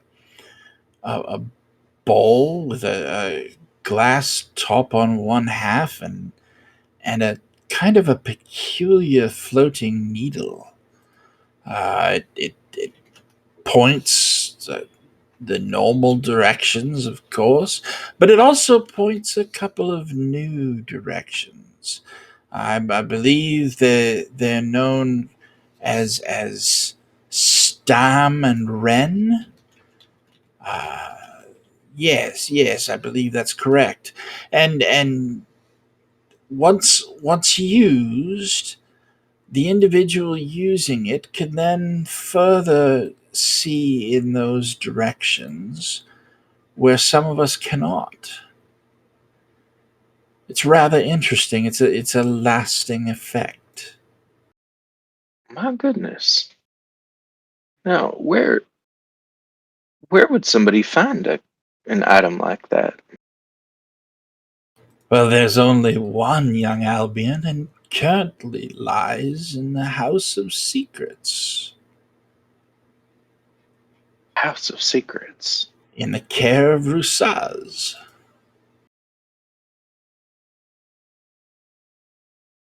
No, I don't know this House of Secrets. Is that here in Saturnine? Surely you've been to the Gold Sun, have you not? Oh no, I have not yet. Ah, well, when you do, you'll certainly want to visit there. It's a very fascinating place. Indeed. Well, that's good to know. Music's good tonight, isn't it? Yes, it is. Music? And he looks around like he hadn't even noticed that anything was playing. And he catches a sight of Billy, and he kind of cocks his head to the side. I don't believe Mabel's ever had music. Yeah, I think maybe it's something new she's trying. From what I understand, he's playing for tips, not getting paid. So, uh, if the mood strikes you, I'm sure he wouldn't turn away a crystal orb or two. Yes, of course. And as he says that, he reaches into a pocket and he floats three crystal orbs over, and they kind of settle down into your trumpet case. As I play, I'd give a subtle nod his way, not making too much of a deal out of it, just trying to keep the mood super comfortable and cozy. Mm-hmm. Very much. Albion asks him what he's drinking, and goes and grabs another one, and brings it back over to the table when he returns, and says, "Thank you for your time and for the information. That's right helpful." And then goes and settles down at another table to introduce the two strangers that are sitting there to his dear friend Rainey, and just talk about the day's current events, and maybe encourage them to tip the musician. Okay. So as you're doing that, they give you this look of confusion. Neither one of them can see Rainy, and so as you go on, you start talking about the day's events. You notice that as they're listening, they stop and look at each other like confused, probably every 30 seconds, maybe 45 seconds. But eventually they end up also tipping Billy, and by the end of your time there, Billy's probably up a gem orb worth. Dang. You're welcome. So let's Thank you so much, sir. let's cut over to the Vancian library, and Claire and Sterling, and so what are we doing? We're going to the Vancian library, and we're looking for. On the way there, though, what time of day is it? You met for lunch at the Inconvenient Cafe, so it's probably 1:30 ish. I'm gonna sort of check my itinerary. Has the event for today happened yet? There are 2 events scheduled for today. One has already happened, and it was a dancing troupe. Okay. And the other is an acrobatic act, but it's not for another 3 or 4 hours. Okay, I kind of look over to Claire like, oh, we missed the first event. That's fortunate. And then sort of run over into the library. Let us not run into the second one. Claire will just trot along beside him, going, "Okay, I am okay with this." There's been just garbage every single day. Dancing, acrobatics. There was like a food chorus, which didn't make any sense. Like, it wasn't cooking, it was food. Well, what did they do with the food? That's a great question. That makes no sense. Just like a showcase. Anyway, yeah, Oracid. Yeah. Oracard. Oracard. I suppose that name is the best place to look. See if he's authored anything else in the library. Okay. A quick search of the library records indicates that no, he has not authored anything else in the Vancian library. Unfortunate.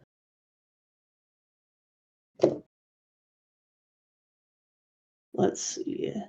I assume I can like keyword search, see if he was mentioned in any books, or at least vague a topic. Sure. What you'll find is that the Vancian College does not actually have any books on directly dealing with the Arabast. Okay. I'll share that as I like pull that up.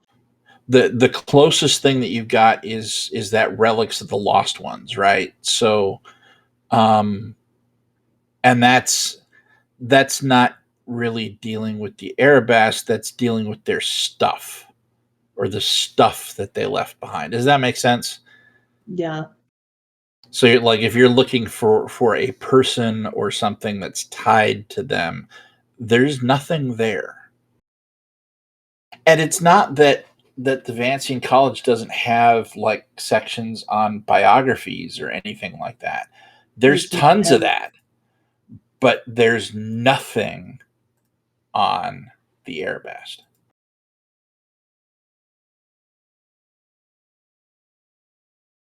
Kind of look over. It says there's nothing here. That means we've got to go to the creepy library again, doesn't it? Before we do that, I do know some people that might Well, let's have give an them. idea. They're truth seekers. The Cadedran. I think that's how it's pronounced. Huh? I will follow where you lead.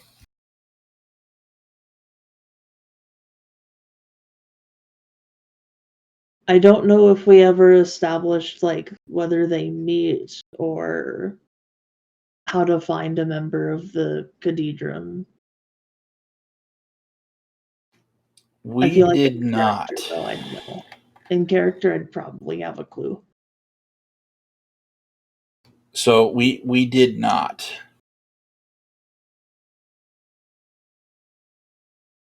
Um,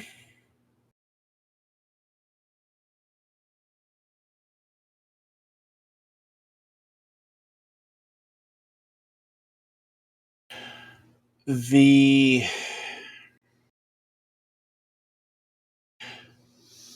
way that you know about the Cadadron is that for one of the events at the Vancian College, they put on an art show. And one of the artists that attended and displayed was a I think he's an Elderborn. Hang on just a second here.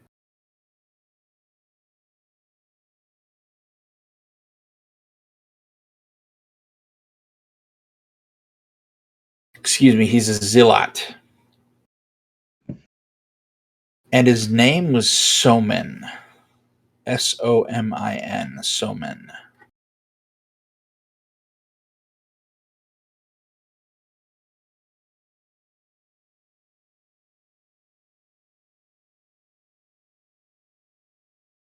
And you attended the event, and you looked at all the art, and you managed to hang around his display the longest. It was the most interesting to you. And as you talked, some things came out in your discussion, and it was very, very vague terms, but that was one of the names that he dropped.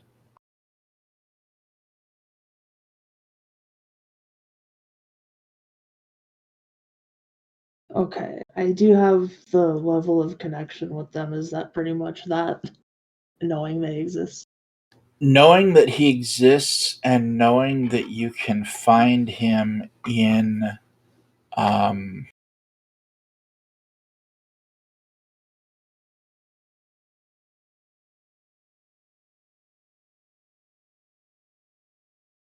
Fartown as well. He's got a shop in Fartown. All right. I'll mention that. I'll mention that I saw this guy at some art presentation named Soman. Oh, let's go find him. Yeah, we'll head to Soman's shop. So the shop is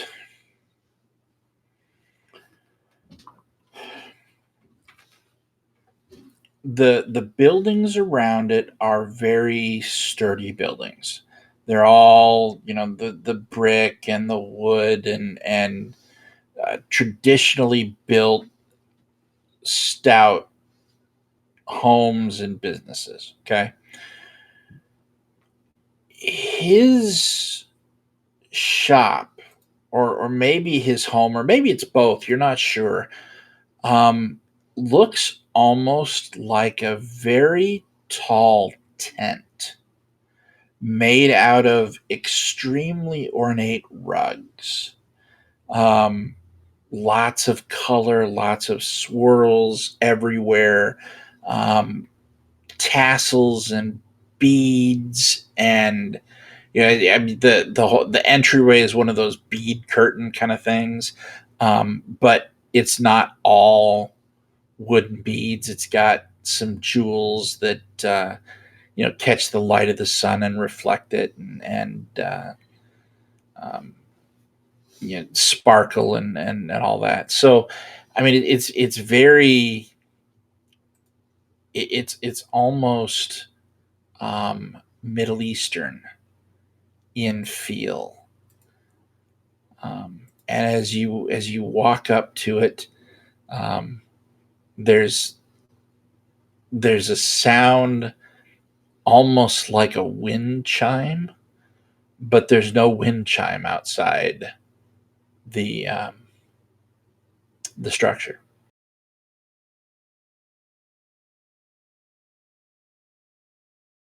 I think this is the place. Head inside. Claire will follow along behind him. Sitting in the middle of the tent, cross-legged, is a dark-skinned, bare-headed man. Not bear as in like animal bear, like bear as in shaved man. His face is it's for all intents and purposes a mask. I mean, it looks plastic. It looks the expression doesn't change at all. And it looks up at you and, welcome to my shop. How may I assist you? Very formal, very very in tone, somber and calm.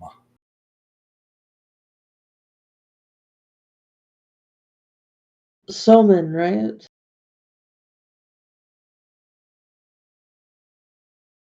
Yes, that is my name. Do I know you? I'm Sterling. I saw your art display a while ago at the college. Ah, yes. That was an interesting day.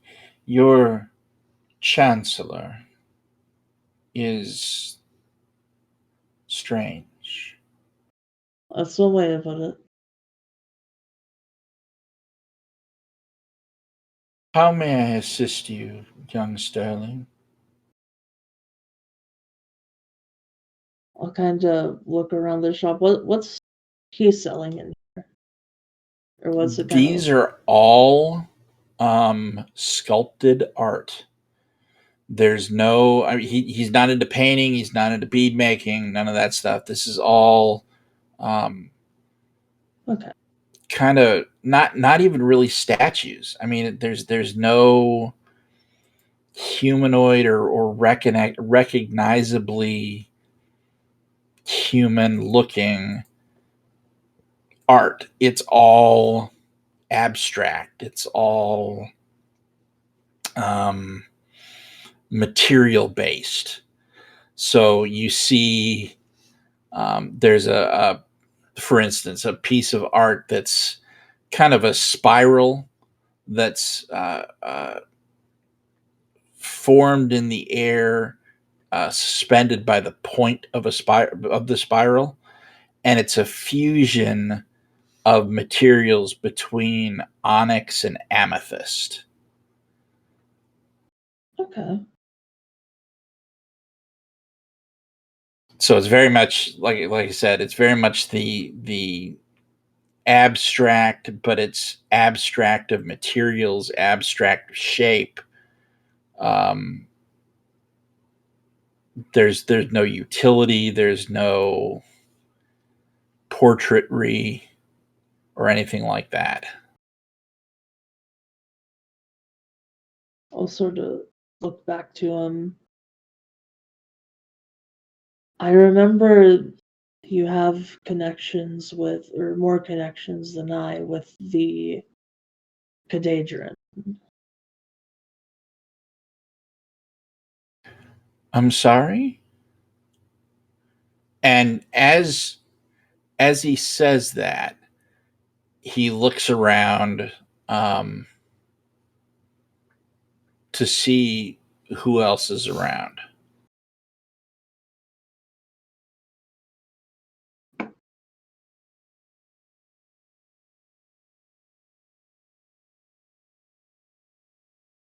Claire is a friend of mine.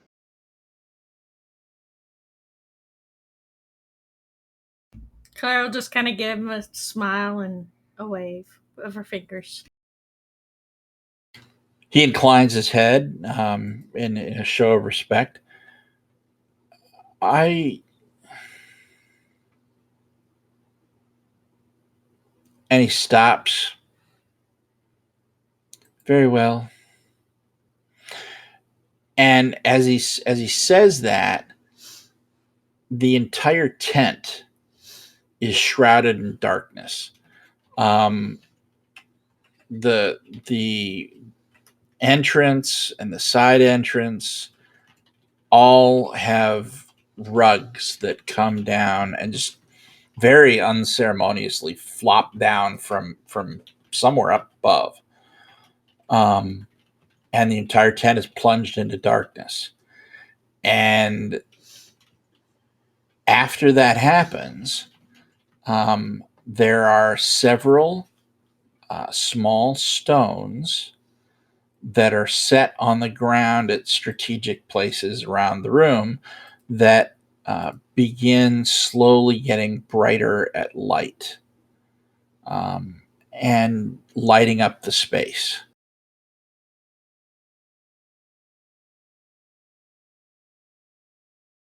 As the room sort of falls into darkness, I take a step back and I kind of like put my hand on the rug and I can feel my hand start to almost splinter. But I try to control it, keep it down. Okay.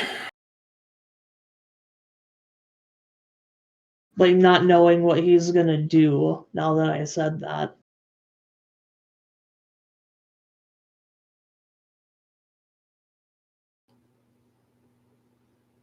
So the light comes up and you see him looking at you. And he says, "Do not do that in my home. Not when you come to me for information."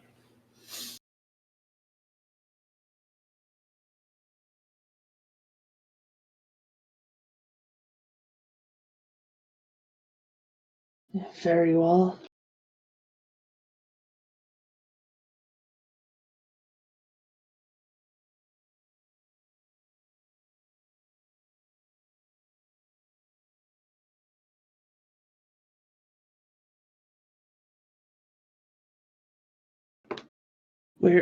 We're looking for someone.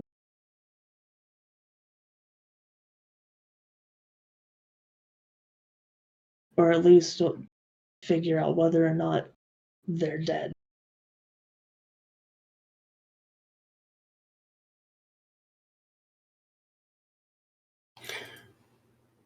Very well. Whom is it that you seek? Or the architect.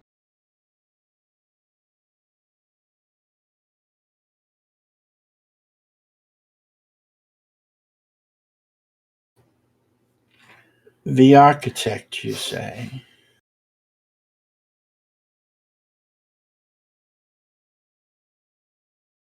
And you wish to know whether he's alive or dead? And I suppose if in any recognizable state, where we may find him.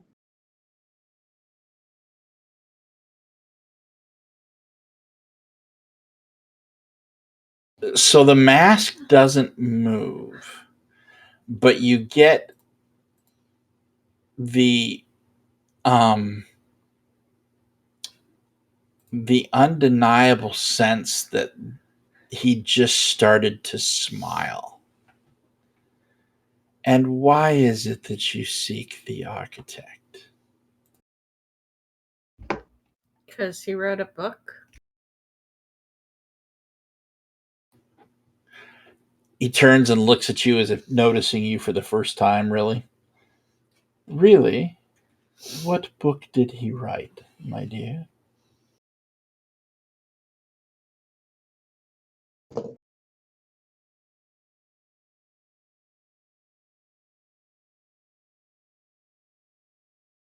Stories of the Arabast.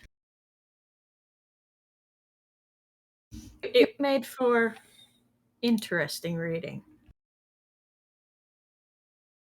Ah, yes. That was one of his first.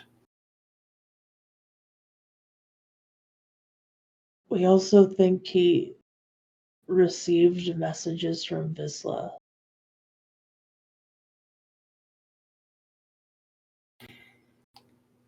If you believe the legends, yes.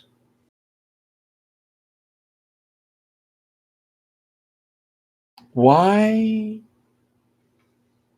does that concern you?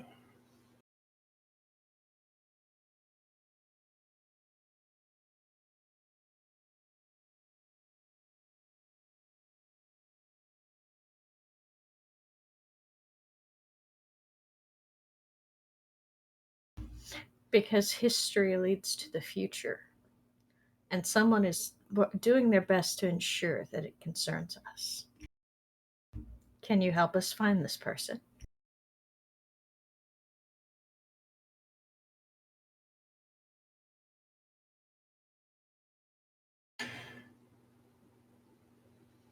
He puts his hands together in front of him and bows slightly.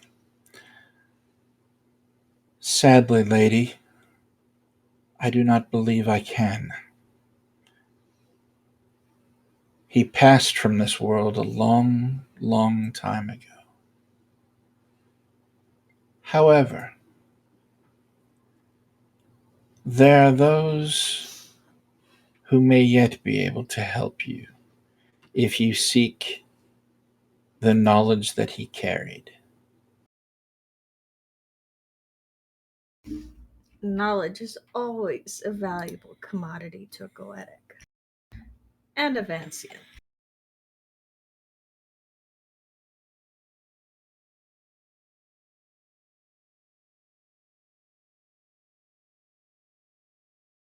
So yes, I believe that we are going to seek whoever would else pardon me, whoever else will share in his knowledge and would be willing to talk to us and share the knowledge that they have.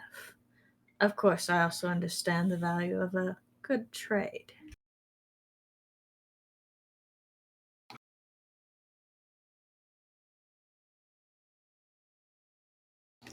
I am glad Noted. that you understand.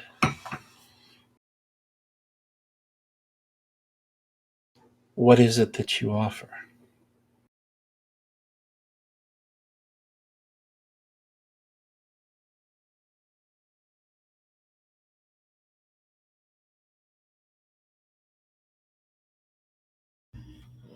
Perhaps knowledge for knowledge? There are certain secrets that I can acquire that are not quite useful to me, but are useful to others. And how did you come by these secrets? Let's just say I have a gift with gossips who have nothing better to do than to join and tell me their information.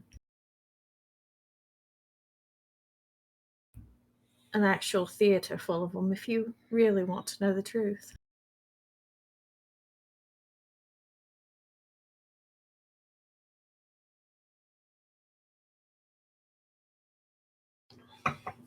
At that point, he leans forward and he looks at you really intently.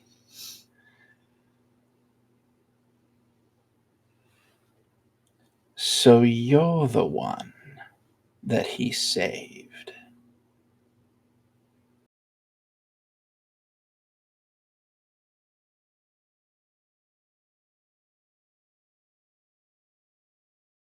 She is just going to look completely perplexed.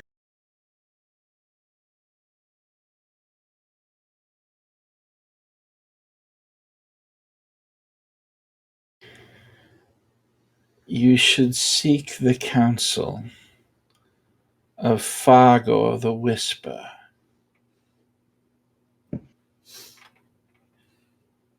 Though I believe you've met him before.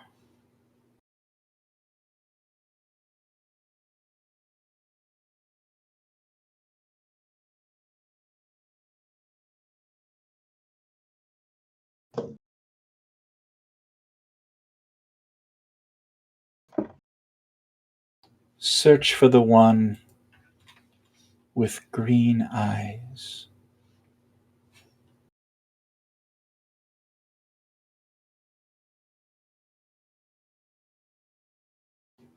And as he says that,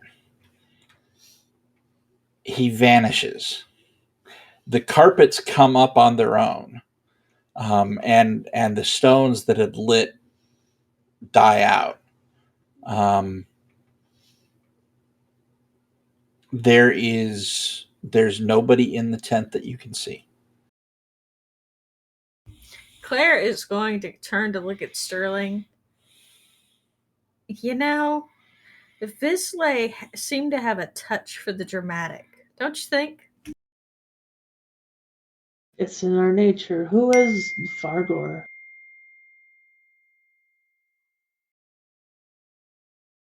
I have no idea. If he saved you, surely you have some idea somewhere in the back of your head. I'd probably have to sleep on it. Green eyes.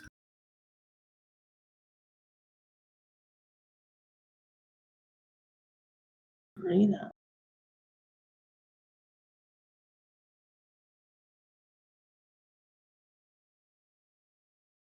There's many with green eyes. I'm not sure. I remember a dream with green eyes.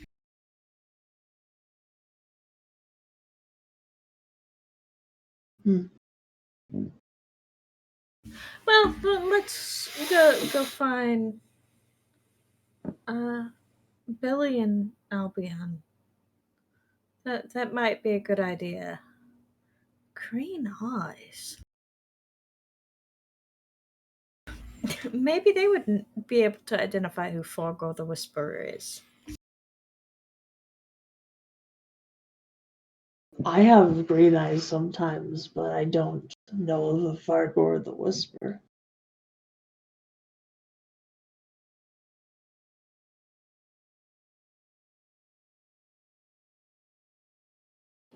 And that, I think, is where we're going to stop for the day.